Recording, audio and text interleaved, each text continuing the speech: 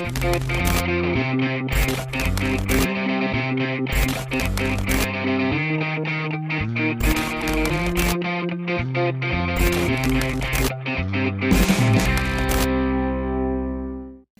कठिन हो तो हौसले बुलंद रखो, राहें कठिन हो तो हौसले बुलंद रखो, मंजिलें उन्हीं को मिलती है जिनके इरादों में आग होती है. નમસ્તે દર્શક મિત્રો, વાતોની વિન્ડો પોડકાસ્ટમાં હું નિશિત જોશી આપનું સ્વાગત કરું છું. દર્શક મિત્રો, શરૂઆતમાં મેં જે આ પંક્તિ કીધી, તમને લાગતું હશે કે કેમ આજે આ બે પંક્તિઓથી મેં શરૂઆત કરી, કારણ કે આપણી સાથે જે વ્યક્તિત્વ જોડાયેલું છે ને એ ખૂબ જ મહત્ત્વના પદ ઉપર અત્યારે કાર્યરત છે, સિનિયર આઈએએસ ઓફિસર છે અને એમણે પોતાની દ્રઢ સંકલ્પ, મજબૂત ઈચ્છાશક્તિથી અને પ્રબળ નેતૃત્વથી એમને જે પણ વિભાગોમાં કામ કરવાનો અવસર મળ્યો ત્યાં એમણે પોતાએ બહુ સકારાત્મક પરિણામો લાવ્યા છે. એ ચાહે આવાસની વાત હોય, એ ચાહે નાણાકીય બાબતોની વાત હોય, એટલે કે ફાઇનાન્સ ડિપાર્ટમેન્ટની વાત હોય, જળવાયુ પરિવર્તનની વાત હોય કે એવા કોઈ પણ પ્રકારના મહત્ત્વના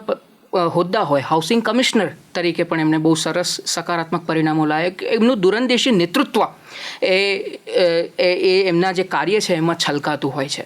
ત્યારે અને એટલું જ નહીં, આંતરરાષ્ટ્રીય ફલક ઉપર પણ એમણે ખૂબ જ ઉત્કૃષ્ટ કામગીરી કરી. જાપાનમાં ભારતીય દૂતાવાસમાં એમણે બહુ ખૂબ જ સુંદર પ્રકારની સેવાઓ આપી અને ભારતનું ગૌરવ પણ એમણે વધાર્યું છે.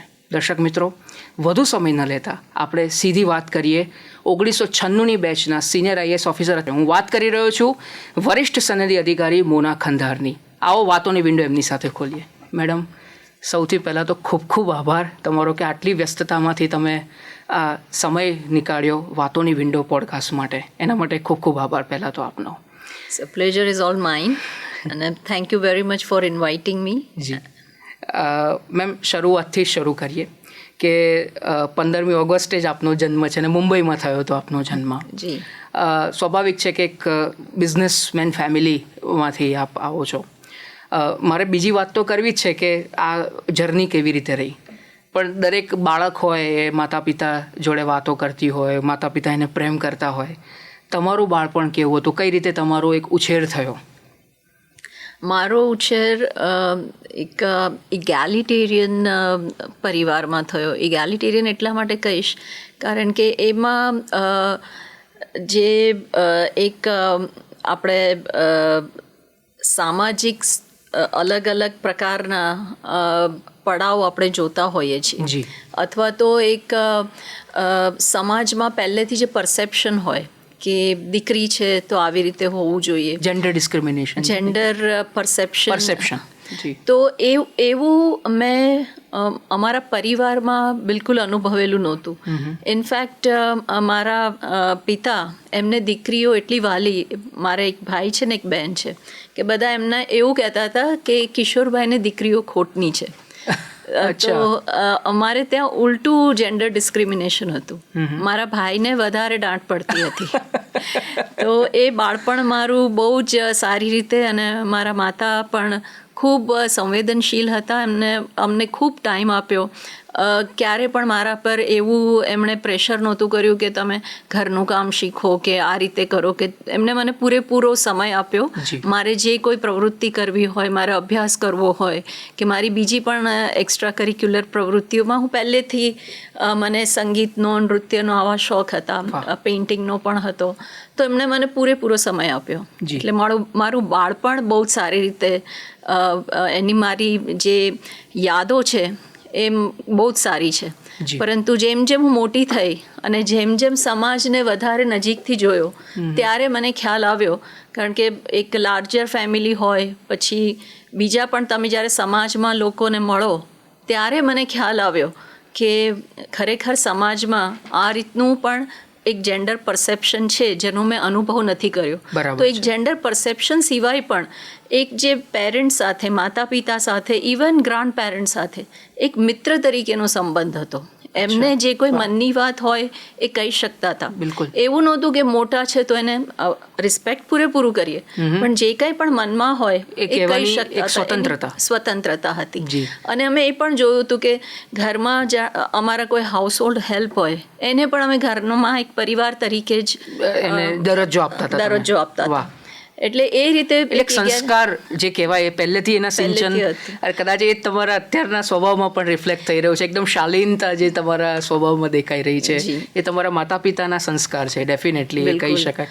ભણવામાં પણ પહેલેથી આટલા જ હોશિયાર હતા? ભણવામાં હું પહેલેથી તેજસ્વી તો હતી જ.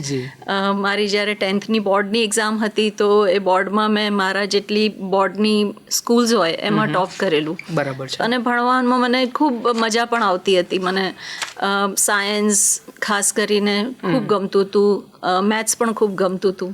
બરાબર છે. તો પછી બીકોમ ફાઇનાન્શિયલ એકાઉન્ટિંગમાં કેમ કર્યું? એ બહુ જ તમે ઇમ્પોર્ટન્ટ ક્વેશ્ચન પૂછ્યો. હવે મેં જે કહ્યું હતું કે જેમ જેમ હું આગળ વધતી ગઈ અથવા મારી ઉંમર વધતી ગઈ તો એ વખતે હું બોર્ડમાં ફર્સ્ટ આવેલી. એ બધી જ શાળાઓમાં જે અમારા સેન્ટરની સ્કૂલ હતી એમાં બધામાં ફર્સ્ટ આવેલી, બધી સ્કૂલમાં. અને મારે પહેલેથી મારું સ્વપ્ન ડૉક્ટર બનવાનું હતું. પરંતુ મેં જેમ કહ્યું એમ સમાજનું એક પરસેપ્શન ચોક્કસ હતું, જેન્ડર પરસેપ્શન. અને એમાં પણ ખાસ કરીને જે કોમ્યુનિટીને હું બિલોંગ કરું છું, જૈન બિઝનેસ કોમ્યુનિટી, એમાં એ પરસેપ્શન ચોક્કસ હતું. અને ત્યારે ઘણું બધું રેઝિસ્ટન્સ હતું કે તો ડૉક્ટર બનવાનું કે એક દીકરી માટે યોગ્ય નથી, એવું બધા લાર્જર ફેમિલી તેમજ બધા સમાજમાં બધાનું એવું થિંકિંગ હતું. એના માટે મેં ખૂબ સ્ટ્રગલ પણ કરી, મેં ખૂબ સમજાવવાની પણ કોશિશ કરી, પણ એ બધાને એ વાત ગળે ઉતરતી નહોતી. તો એ મેં જે કહ્યું કે સમાજનું એ વખતે, અત્યારે તો ઘણું બદલાઈ ગયું છે, પરંતુ એ વખતે એક જેન્ડર પરસેપ્શન ચોક્કસ હતું. બરાબર છે. અને એમાં વધારે લોકો એ રીતે જ વિચારતા હતા કે દીકરીને તો પછી લગ્ન કરવાના હોય છે તો એને એ જ રીતે ગ્રૂમ કરવી જોઈએ. અચ્છા. તો કે ડૉક્ટર બને કે એવું બને તો પછી આગળ જતાં લગ્નની પરિસ્થિતિમાં બરાબર સેટ થઈ શકે કે નહીં, કે બીજા પ્રશ્ન આવી શકે કે કેમ, અને આવી રીતે બહાર કામ કરવું એ યોગ્ય થશે કે કેમ, આવા બધા ત્યારે ખૂબ પ્રશ્ન હતા. તો then we settle for commerce. Yes. Madam, એવું કહેવાય છે કે તમને તમારા એક મેન્ટર જે શિક્ષક હતા, આઈએએસ ને યુપીએસસી, આઈએએસ કરતાં યુપીએસસીની વાત કરીએ. પહેલાં તો યુપીએસસીનો વિચાર કઈ રીતે આવ્યો? એ જે બીજ તમારા મેન્ટરે રોપ્યા હતા, આ શું વાત હતી, એની ઘટના કહો. એક હું બહુ નાની હતી ત્યારથી સમહાવ મને ખૂબ એવી ઈચ્છા હતી કે હું પણ કન્ટ્રી માટે કંઈ કરું, સમાજ માટે કંઈ કરું, અને મારી આખી લાઈફ એવી રીતે જાય. તો એટલા માટે જે મેં ડૉક્ટર બનવાનું મારું એક સ્વપ્ન હતું એ પણ એને લઈને જ હતું. તો આગળ જેમ હું આગળ અભ્યાસ ચાલતો ગયો તો મારા પ્રોફેસર અને ખાસ કરીને મારા સ્પિરિચ્યુઅલ ગુરુ, એમને એમને થયું કે આ બહુ યુનિક કોમ્બિનેશન છે કે સ્ટડીઝમાં પણ દીકરી ઘણી સારી છે અને આ રીતની એની ભાવના છે કે મારે દેશ માટે કંઈક કરવું છે, સમાજ માટે કંઈ કરવું છે. તો એમણે ખૂબ પ્રોત્સાહન આપ્યું. કોણ હતા સ્પિરિચ્યુઅલ ગુરુ આપના? અમારા સ્પિરિચ્યુઅલ ગુરુ આચાર્ય વિદ્યાસાગરજી મહારાજ, જેમની હમણાં 2 વર્ષ પહેલાં સમાધિ થઈ ગઈ. પરંતુ એમનું ખૂબ જ પ્રોત્સાહન રહ્યું અને એમણે ખૂબ આગળ વધવા માટે એક હિંમત અને કઈ રીતે વધવું એવું માર્ગદર્શન, કઈ રીતે આની બધી જ પ્રિપરેશન કરવી એ પણ બધું માર્ગદર્શન. એટલે એમને ઓફકોર્સ એમને એક્ઝામ ને બધું તો એટલો એમને પણ ખ્યાલ ના હોય, પરંતુ એને કઈ રીતે જોવું, એનો કઈ રીતનો અપ્રોચ હોવો જોઈએ, કે કઈ રીતનું પર્સપેક્ટિવ હોવો જોઈએ. બરાબર છે. કારણ કે એમને પણ ખૂબ રાષ્ટ્રપ્રેમ હતો. રાઈટ. તો અને એમની પાસે ઘણા આપણા જે પદાધિકારીઓ, મોટા મોટા પદાધિકારીઓ એમની પાસે જતા હતા, મુખ્યમંત્રીશ્રીઓ, મંત્રીશ્રીઓ. તો એમને પણ દેશ પ્રેમ માટે, સામાજિક ઉત્થાન માટે એમની ખૂબ ભાવના હતી અને એમણે ખૂબ પ્રેરણા આપીને ઘણા બધા સારા કામો ત્યાં આગળ કરેલા, ખાસ કરીને આદિવાસી વિસ્તારમાં. તો એમને જોઈને હજુ મને વધારે પ્રેરણા મળી કે જીવન જીવવાની સાચી પદ્ધતિ તો આ જ કહેવાય. એટલે પછી તમે યુપીએસસીની તૈયારીઓ શરૂ કરી? મેં પછી તૈયારી શરૂ કરી, પણ હું મુંબઈમાં રહેતી હતી, ત્યાં યુપીએસસીનો માહોલ નથી. It's a financial capital of India. તો ત્યાં વધારે પ્રોફેશનલ લોકો તમને વધારે જોવા મળે. ઇવન મારા ફેમિલીમાં પણ વધારે પ્રોફેશનલ્સ અને બિઝનેસ એ વધારે છે. તો યુપીએસસીનો કોઈ આઈ એમ અ ફર્સ્ટ જનરેશન બ્યુરોક્રેટ. તો કોઈનો ઇવન હું ત્યાં જ્યાં પ્રિપેર કરતી હતી, જે વીટી સ્ટેશન ઉપર સ્ટેટ ઇન્સ્ટિટ્યૂટ હતી, ત્યાં પૂરતા પુસ્તકો પણ નહોતા. હા, એ પણ મારે ગોતીને દિલ્હીથી ને એ રીતે મંગાવવા પડેલા. તો એ પ્રિપરેશન મેં શરૂ કરી અને ઘણું બધું સેલ્ફ સ્ટડીઝ કરવાનું થતું હતું. તો મેં યુનિવર્સિટી અને બીજી 2-3 બહુ સારી લાઇબ્રેરીઝ હતી મુંબઈમાં, એની મેમ્બરશિપ લઈને મારા જે સબ્જેક્ટ્સ હતા અને જે કરંટ અફેર્સ, એનું એક ઇન્સાઇટ મેળવવા માટેના બધા મેં પ્રયત્નો કરીને જે ભારતની પરિસ્થિતિ, વૈશ્વિક પરિસ્થિતિ, આનું બહુ જ ઊંડાણપૂર્વક અભ્યાસ કર્યો. અને મારા પોતાના જે વિષયો હતા એનો પણ મેં સારો એવો ઊંડાણપૂર્વક અભ્યાસ કર્યો. બરાબર છે. તો એ બધાના બેસ્ટ વિશીસ અને આશીર્વાદથી એનું મને ફળ એટલું સારું મળ્યું કે મારી ફક્ત રિટન એક્ઝામના સ્કોર ઉપરથી પણ હું આઈએસમાં પસંદ થઈ શકું એટલો મારો સ્કોર હતો. જો ઇન્ટરવ્યૂ ના આપ્યો હોત તો પણ વાંધો આવે એવું નહોતું. દર્શક મિત્રો, આ જે મેડમે વાત કરી એમાં આખા દેશમાં ઓલ ઇન્ડિયા રેન્ક, જે AIR રેન્ક કહેવાય છે, AIR 7 7મા ક્રમાંકે, અને ફર્સ્ટ મહિલા. આઈ થિંક આટલી બધી મહિલાઓમાં madam first, you are the first. એના માટે મારા બેચમાં, તમારા બેચમાં યુ આર ધ ફર્સ્ટ મહિલાઓમાં. અને આ 1996ની વાત છે. તે વખતે પુરુષ ને મહિલાની તો હું વાત જ નથી કરતો, પણ ગુજરાતીઓ એટલા બધા એટ્રેક્ટ નહોતા થતા આઈએસ કે યુપીએસસીની સર્વિસ, સિવિલ સર્વિસીસ માટે. તો આ એક બહુ મહત્ત્વની ને ગૌરવપૂર્ણ વાત છે આપણા ગુજરાત માટે. તો છેવટે પછી ઓલ ઇન્ડિયા રેન્ક 7 આવ્યો તમારો. ઓફકોર્સ લબાસનામાં ટ્રેનિંગ થઈ હશે તમારી, જે પણ તમારો ટ્રેનિંગ પીરિયડ હોય એના પ્રમાણે.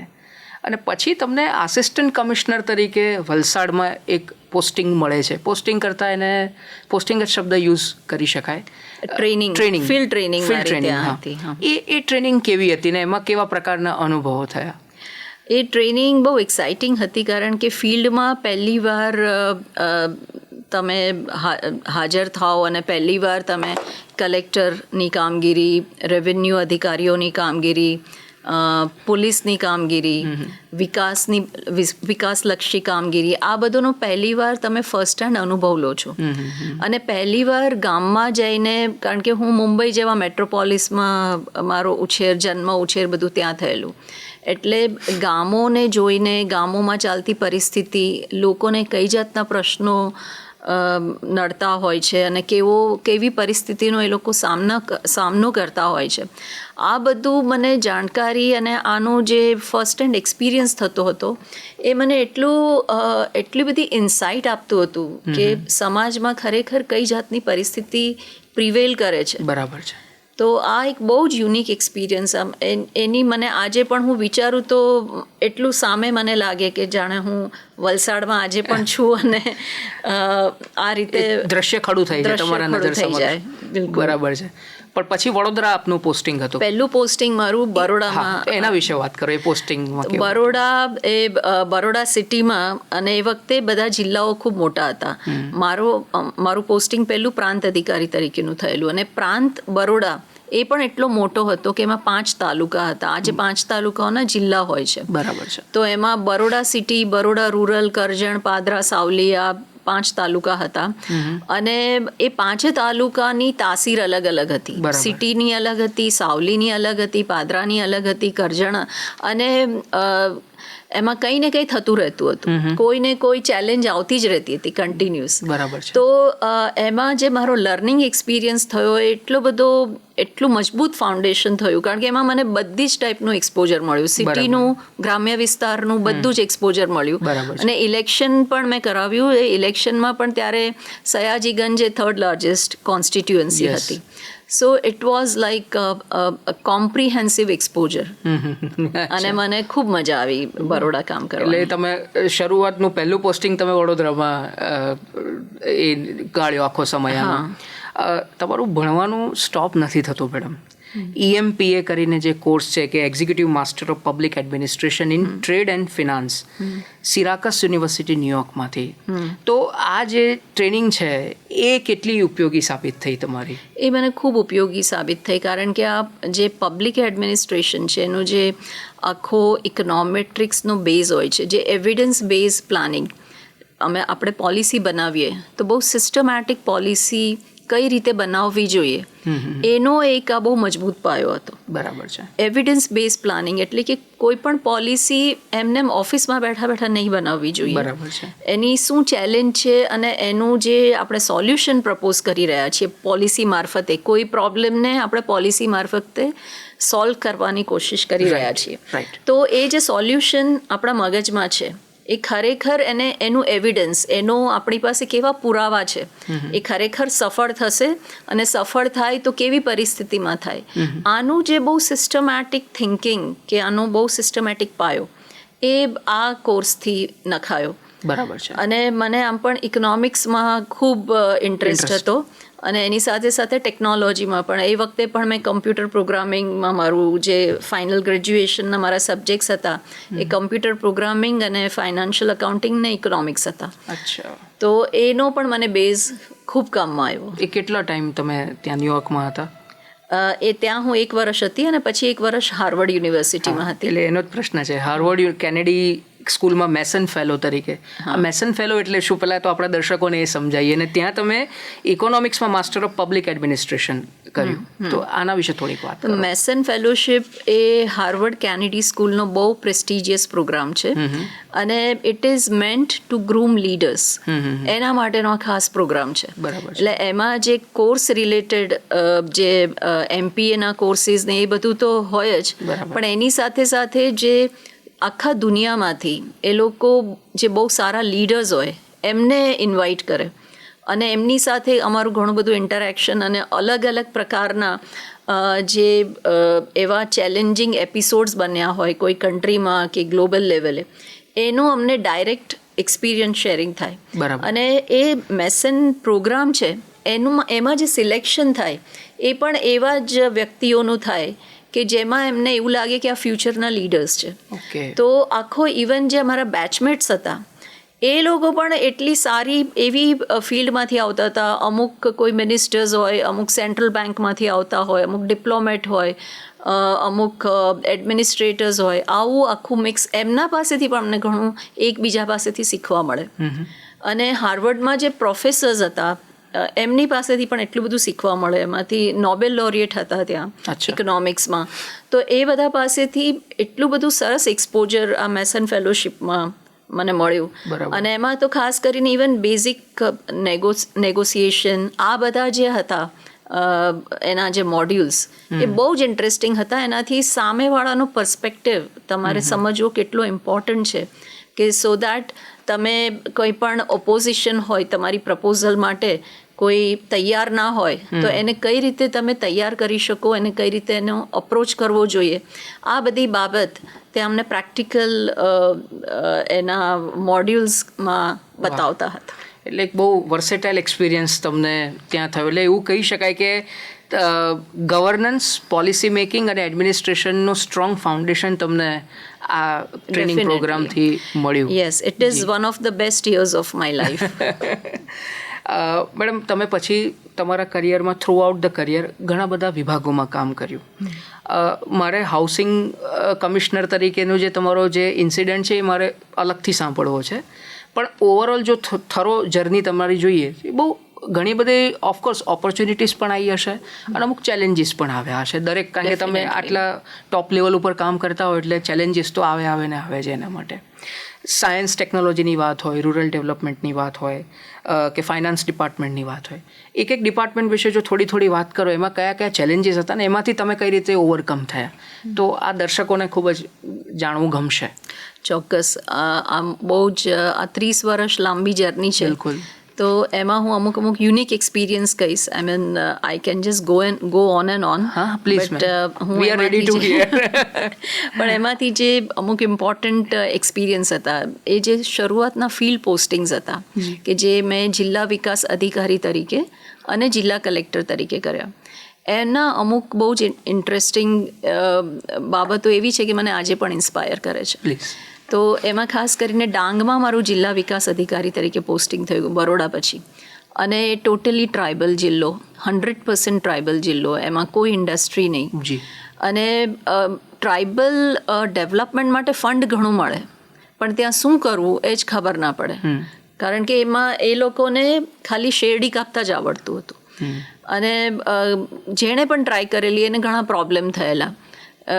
ત્યાં સુધી કે ઇન્ક્વાયરી થાય, આ બધું થાય કે બરાબર વાપરી ના શકાય કારણ કે એ લોકોને આવડતું ના હોય. તો હું પણ મને પણ એમ થતું હતું કે હું શું કરી શકું એમના માટે. જરૂર ખૂબ છે જિલ્લાને ડેવલપ કરવાની, પણ કઈ રીતે કરાય કે એમનું જે આટલું જે નેચરલ હેબિટેટ છે એ પણ ડિસ્ટર્બ ન થાય અને એ લોકો જીવનમાં આગળ પણ વધે. પછી ફાઇનલી મેં વસુધરા ડેરી અને GCMMF એમની સાથે મીટિંગ કરીને અમે ફાઇનલી ડિસાઇડ કર્યું કે આપણે ડેરી ડેવલપમેન્ટ તરફ જઈએ. પણ ડેરી ડેવલપમેન્ટ પણ ત્યાં 2 વાર ફેલ થઈ ચૂકેલું. એટલે than I felt the need કે આને પૂરું રીથિંક કરીએ કારણ કે આપણે એને કરશું તો ફરીથી રિઝલ્ટ આપણને એ જ મળશે. એટલે અમે 2 વસ્તુ નક્કી કરી કે આપણે ભેંસ નહીં ખાલી ગાય ઉપર જશું. અને ભાઈઓને નહીં લઈએ, ફક્ત બહેનોને લેશું. એટલે ફક્ત બહેનોને અમે લીધું અને એમને ગાયને ધોતા પણ નહોતું આવડતું. એટલે એક સ્ટેપ બાય સ્ટેપ એમની અમારે અલગ અલગ ખૂબ બધી ટ્રેનિંગ કરી અમે. એમની સોસાયટી બનાવવાથી લઈને એમને કેવી રીતે મીટિંગ કરવાની, આ બધું બેઝિક વસ્તુ. પછી એમને ગાયની માવજત કેવી રીતે કરવાની, એના માટે એના ફૂડ માટે બધું શું ગ્રો કરવાનું, આવું એક વસ્તુ શીખવ્યું. બરાબર. અને અમને જે GCMMF કહેલું કે તમે જો સક્સેસફુલ ડેરી કરવી હોય તો એ 2 સમર સર્વાઈવ કરવું જોઈએ અને તમારે બધું જ 2 વર્ષમાં કરવાનું છે. તમારે જેટલું એમાં જોઈએ ઇન્ક્લુડિંગ બલ્ક કુલર. બરાબર છે. તો આ બધું અમે 2 વર્ષ નહીં પણ 1 વર્ષ અને 3 મહિનામાં વી કુડ ડુ ધીસ. અને પહેલાં અમે ફક્ત 7 મંડળીઓથી ચાલુ કરેલું અને 70 લીટર દૂધ કલેક્ટ કરીને ચાલુ કર્યું. પણ એ જ્યારે 2 વર્ષ પૂરા થયા ત્યારે 700થી વધારે મંડળીઓ થઈ ગઈ અને 36,000 લીટર દૂધ ચાલુ થયું. અને બહેનો પાસે એક મહિનાની ઇન્કમ 10,000 થી 12,000 રૂપિયા આવતી થઈ ગઈ. બહેનોનું સ્ટેટસ ત્યાં સોશિયલ સ્ટેટસ બહુ ડાઉન હતું. they were just treated like one of the laborers. એના બદલે હવે they were commanding resources. એમના હસબન્ડ એમની પાસેથી પૈસા માંગતા હતા. પહેલી વાર એમના ભોજનમાં દૂધ આવ્યું. So it was a total transformation. અને આ બહેનો એટલું સારું કામ કર્યું કે એ લોકો પછી એક વખત માટે GCMMF એટલે સ્ટેટ લેવલના બોર્ડમાં પણ નોમિનેટ થયા. અને એની મીટિંગ માટે જ્યારે 7 વર્ષ પછી આવ્યા તો મને ગાંધીનગરમાં એમણે જોયું એટલે દોડતા મારી પાસે આવ્યા. તો it was very inspiring. Wonderful. Ma'am તમે ડાંગની વાત કરી, હવે બીજો કોઈ એક્સપિરિયન્સ આપજો શેર કરવામાં. હવે હું એક બહુ ઇન્ટરેસ્ટિંગ મારો એક્સપિરિયન્સ રાજકોટનો એક્સપિરિયન્સ. રાજકોટમાં હું જિલ્લા કલેક્ટર તરીકે મારું પોસ્ટિંગ થયેલું. હવે ટ્રાઇબલમાંથી આપણે સીધા સૌરાષ્ટ્રમાં આવીએ અને એ પણ રાજકોટ જેવા સિટીમાં કે જેને લેન્ડ શાર્કનું ડિસ્ટ્રિક્ટ કહેવામાં આવે છે. કયા વર્ષની વાત? આ છે 2004-2005. તો ત્યારે મારું પોસ્ટિંગ થયું અને ત્યારે કચ્છનો ભૂકંપ આવેલો જેમાં રાજકોટનું કલેક્ટરેટ પણ અફેક્ટ થયેલું. અને 60%થી વધારે કલેક્ટરેટ બેસી શકવાની સ્થિતિ જ નહોતી અને નવું કલેક્ટરેટ બનાવવાનું હતું.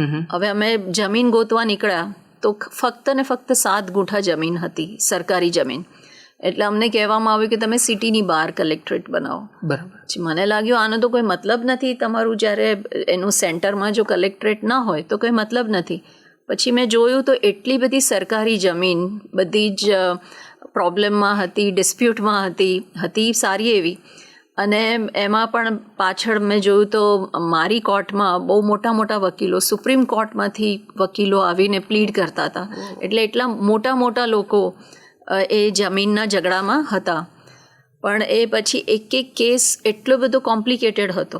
પણ પછી અમે ધીમે ધીમે એ બધા કેસ સમજીને એને સમજવાનું શરૂ કર્યું તો જેવો અમારો પ્રોબ્લેમ હતો એવી બધી જ ઓફિસીસના પ્રોબ્લેમ હતા. રાજ્ય સરકાર અને કેન્દ્ર સરકારની બધી ઓફિસમાં કોઈની પાસે જમીન હતી નહીં. બધા ઈધર ભાડામાં ચલાવતા હતા કે એવી રીતનું કરતા હતા.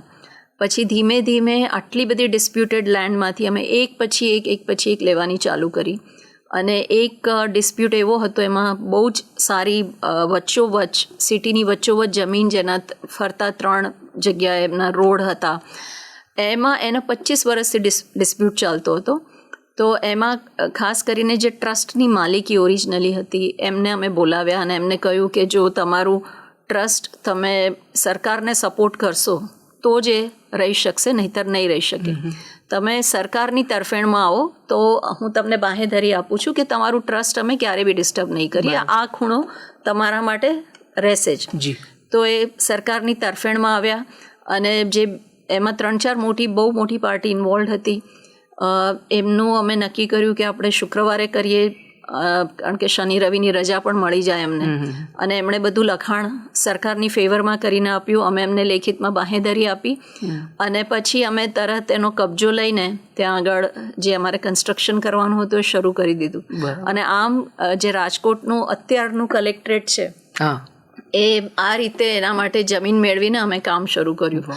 અને પછી આવી રીતે ઘણી બધી ડિસ્પ્યુટેડ લેન્ડ હતી. એ વખતે એની ટોટલ કિંમત લગભગ 500 કરોડ થતી હતી. એ બધી જમીનો અમે સિટીની એક પછી એક લીધી અને જેટલા કચેરીઓને જોતી હતી એ પહેલાં એમને આપી દીધી. અમને થયું કે આ ખાલી રહેશે તો ફરીથી એન્ક્રોચ થઈ જશે. એટલે અમે બધે જ જેટલી ઓફિસની માંગણીઓ હતી બધાને ઓફિસ આપી. અને એમાં છેલ્લે એક એવો કેસ આવ્યો કે રાજકોટમાં એક રેસકોર્સ કરીને એક મોટું મેદાન છે. હવે એમાંથી એક પ્રાઇવેટ ખાનગી વ્યક્તિએ કહ્યું કે આમાંથી તો 4 એકર જમીન મારી છે. અને એ કેસ રાજ્ય સરકાર હંમેશા હારતી આવેલી. એ 14 વર્ષથી કેસ ચાલતો હતો. એક પછી એક દરેક કોર્ટમાં રાજ્ય સરકાર હારતી આવેલી ને છેલ્લો સુપ્રીમ કોર્ટમાં એ કેસ હતો. અને કેસ બોર્ડ ઉપર આવ્યો. તો હું ગઈ ત્યાં કલેક્ટર તરીકે, પણ મેં જોયું કે સામે બહુ જ એક સિનિયર એમનો જે લોયર હતા, બહુ જ સિનિયર હતા અને મારી પાસે એવા કોઈ સિનિયર લોયર નહોતા. તો મેં રાજ્ય સરકારને સ્પેશિયલ રિક્વેસ્ટ કરી કે તમે મને અલાઉ કરો કે હું એક સારા લોયરને એન્ગેજ કરું. એનું મને સરકારે અલાઉ કર્યું. તો શોર્ટ ટાઈમમાં એટલા મોટા તો નહીં મળ્યા, પણ એક મને સારા વકીલ મળી ગયા. અને એમની સાથે લગાતાર મીટિંગ કરીને અમે 24 કલાકમાં બધું એમને સમજાવ્યું. અને પછી મેં એમને ફાઇનલી એ કહ્યું કે તમે એ કહેજો કે દિલ્હી માટે જે ઇન્ડિયા ગેટ છે એ રાજકોટ માટે રેસકોર્સ છે. અને એમણે એ રીતે પ્રેઝન્ટ કર્યું. અને પછી આખી કોર્ટ અમારી તરફેણમાં આવી. અને એમણે ખૂબ સામે આટલા મોટા વકીલને કહ્યું કે તમે આટલા મોટા વકીલ થઈને આવી રીતનો કેસ કેમ લડો છો, જે પબ્લિક ઇન્ટરેસ્ટની અગેન્સ્ટમાં. કોર્ટે એવું કહ્યું. અને છેલ્લો કેસ અમે જીતી ગયા અને સરકારના નામે ફાઇનલી જમીન રહી ગઈ. તો એક આ એક્સપિરિયન્સ પણ હતો કે જેમાં આખું લેન્ડ મેનેજમેન્ટ અને સરકારી જમીનનું આખું વ્યવસ્થાપન, એ બહુ જ એનો એક્સપિરિયન્સ મને ઘણો કામમાં આવ્યો. એટલે મહિલાઓના ઉત્થાનની વાત આવી ગઈ, ડાંગની રાજકોટની જમીનની વાત આવી ગઈ. હવે કોઈક બીજી વાત. હવે પછી જ્યારે પોલિસી મેકિંગમાં આવ્યો, અમારું ફિલ્ડ પોસ્ટિંગ ને બધું થઈ ગયું, પછી પોલિસી મેકિંગમાં આવ્યા. તો પહેલાં મારી શરૂઆત હેલ્થ ડિપાર્ટમેન્ટથી થઈ. અને એમાં ખાસ કરીને એ વખતે બહુ જ સિનિયર IAS અધિકારી જે રિટાયર્ડ હતા અને એમના વાઈફનું ડેથ થયું. અને એવા કારણને લીધે થયું કે એમને કોઈ ઇમરજન્સી ટ્રાન્સપોર્ટેશન નહીં મળ્યું. એટલે એ વખતે જે અમારા ચીફ સેક્રેટરી સર હતા શ્રી સુધીર માંકડ સાહેબ, એમણે મને બોલાવીને કહ્યું કે આ ઇમરજન્સી ટ્રાન્સપોર્ટેશન એ ખૂબ અગત્યની સેવા છે અને તમે ગમે એમ કરીને આને વર્કઆઉટ કરો. એટલે અમે ઘણું બધું રિસર્ચ કર્યું કે ક્યાં આવી સેવાઓ ચાલે છે, બીજા દેશમાં કઈ રીતે ચાલે છે, અહીંયા કોઈએ કર્યું છે કે નહીં. તો બહુ ગોતવા પછી અમને એક આંધ્રપ્રદેશમાં નાનું મોડલ મળ્યું. અને એ એ વખતની સત્યમ ઇન્ડસ્ટ્રી બહુ નાના પાયા પર કરેલું. હવે અમારે ગુજરાતમાં કરવું હોય તો અમારે આખું પ્લાનિંગ એ રીતે કરવું પડે, જે અમે બહુ જ એમની સાથે ઘણા કલાકો કરીને કર્યું. અને પછી અમે એ વખતે મોદી સાહેબ ચીફ મિનિસ્ટર હતા અને મોદી સાહેબ પાસે ગયા. એમનું જે મોદી સાહેબનું વિઝન, જે ડેવલપમેન્ટનું વિઝન હતું એ એવું જોરદાર હતું. અને એમને જે ઈચ્છા શક્તિ હતી એમની, અમે આ બધું પ્રેઝન્ટ કર્યું. હું લીડ કરતી હતી એ પ્રોજેક્ટને, એટલે મેં પ્રેઝન્ટ કર્યું અને એમને કહ્યું કે અમે આ રીતે બધું કરવા માંગીએ છીએ. એમને સમજ્યા, 2 સવાલ પૂછ્યા અને અમને કહ્યું ઓકે તમે આગળ વધો. અને પછી અમે સ્ટેપ બાય સ્ટેપ દરેક જિલ્લામાં જિલ્લાવાર આગળ વધતા ગયા. તો એમને ખૂબ સારા એના પ્રતિભાવો મળતા હતા અને અમારી સાથે શેર કરતા હતા કે એમાંથી ઘણીવાર ઓપોઝિશનના જે ધારાસભ્યો હોય એ પણ એને એપ્રિશિએટ કરતા, સમર્થન કરતા હતા. તો આ એક બહુ જ સારો જે 108ની સેવા છે, એમ્બ્યુલન્સ સેવા, અચ્છા એ તમારી ફલશ્રુતિ છે એવું છે. અને એની સાથે એક હું જ્યારે ભાવનગર જિલ્લા વિકાસ અધિકારી હતી તો મોદી સાહેબ ત્યારે જ એમને CM તરીકે જોડાયેલા, એમને ચાર્જ લીધેલો અને એમને ટેકનોલોજી માટે ખૂબ પહેલેથી એવું હતું કે પેશન હતું કે લોકો સુધી ટેકનોલોજી મારફતે જ પહોંચાય, પારદર્શિતા પણ ટેકનોલોજીથી જ આવે અને કરપ્શન પણ ટેકનોલોજીથી જ ઘટાડી શકાય. એટલે એમણે કહ્યું ટેકનોલોજી બેઝ આપણે મોડલ જોઈએ છે આગળ વધવા માટે ડેવલપમેન્ટનું. એટલે બધાએ એમની પાસે પ્રેઝન્ટેશન કર્યું, મોટા અમારા જે સિનિયર અધિકારીઓ કર્યું. એમણે કહ્યું નહીં, મારે શરૂઆત ગામડાથી કરવી છે. અને હું ત્યાં જિલ્લા વિકાસ અધિકારી હતી એટલે મને કહેવામાં આવ્યું કે તમે કંઈ ગામડા માટેનું કરો. અને ત્યારે મેં ઈ-ગ્રામનો પ્રોજેક્ટ કર્યો. ઓકે. અને ઈ-ગ્રામનો પ્રોજેક્ટમાં મેં બધું જ જે ગ્રામ્ય કક્ષાએ લોકોને જે સેવાઓ ગ્રામ પંચાયતે આપવાની હોય એને અમે ડિજિટલ પ્લેટફોર્મ પર લઈ આવ્યા અને એ મોદી સાહેબે એનું ઇનોગ્રેશન કર્યું. અને એમને એટલું બધું પસંદ આવ્યું કે એમણે ત્યારે જાહેર કર્યું કે આને હું આખા રાજ્યમાં લાગુ કરીશ. અને એ મોડેલ આપણા માટે હજી આજે પણ એટલું બધું સારી રીતે ચાલી રહ્યું છે કે 350થી વધારે સર્વિસીસ ત્યાં આપી રહ્યું છે અને બહુ જ સારી રોજગારી આપી રહ્યું છે આટલા બધા વિલેજ કમ્પ્યુટર એન્ટરપ્રિન્યર્સને.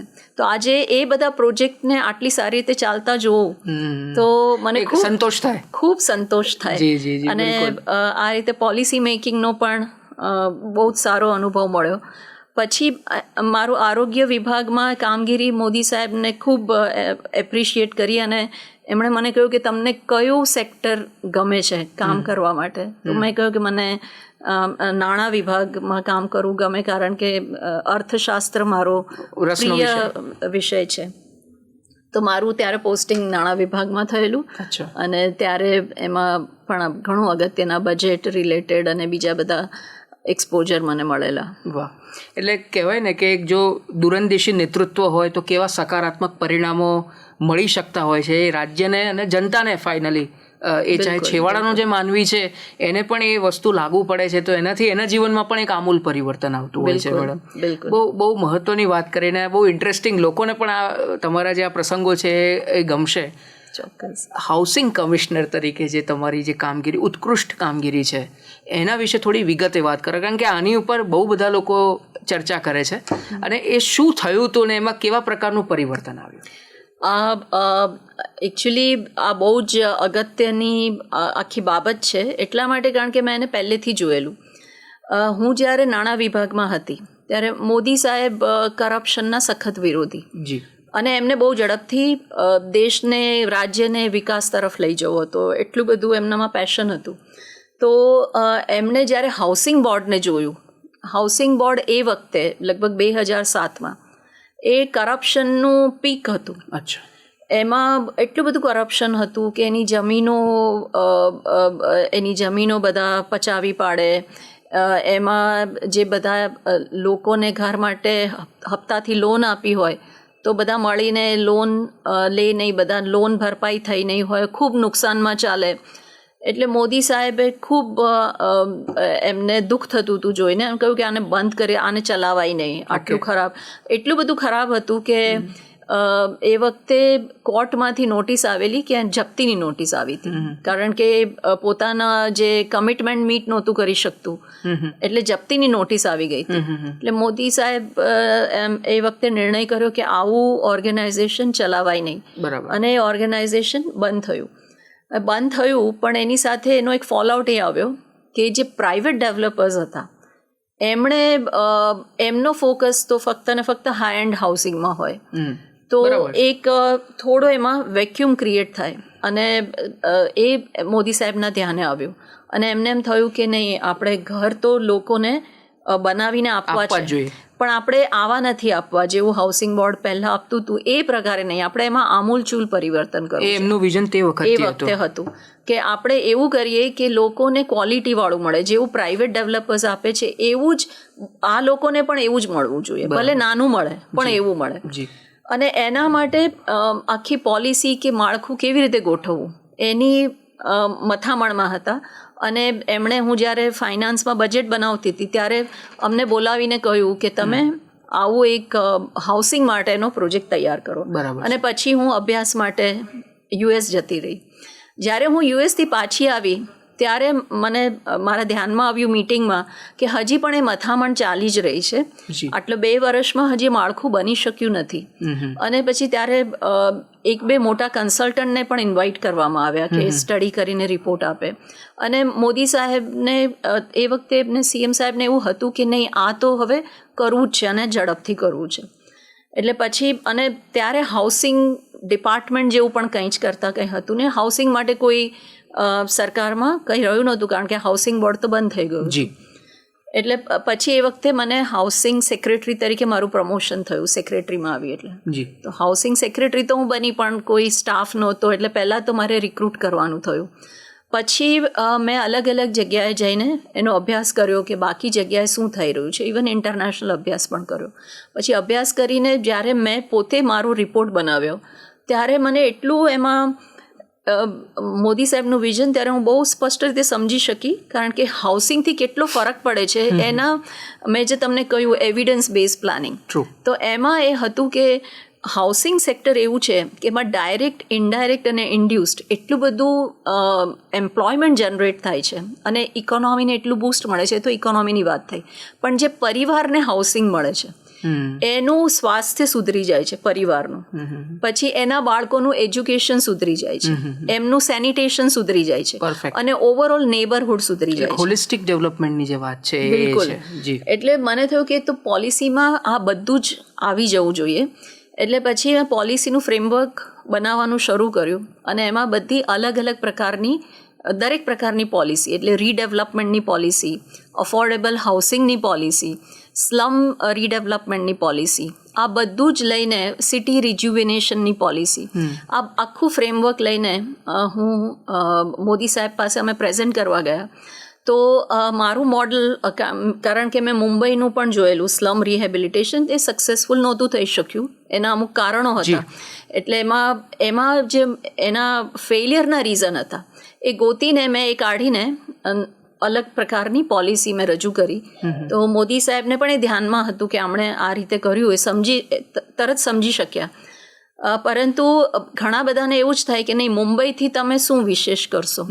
એટલે એ વખતે બધા સાથે જ્યારે ચર્ચા ચાલતી હતી ત્યારે અમુક અમારા અધિકારીઓએ એવો પણ મત વ્યક્ત કર્યો કે નહીં, આપણે મુંબઈનું જ ફોલો કરવું જોઈએ, આપણે બીજું ન કરીએ, એમ પહેલી વખત કરીએ છીએ ત્યારે.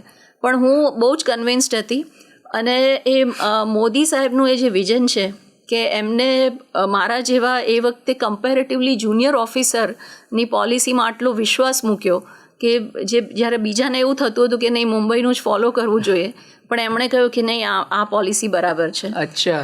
અને એમને એને પોલિસીને અપ્રુવલ આપી. અને એની જાહેરાત એની જાહેરાત કેવી રીતે કરી એ પણ બહુ રસપ્રદ બાબત છે. બિલકુલ.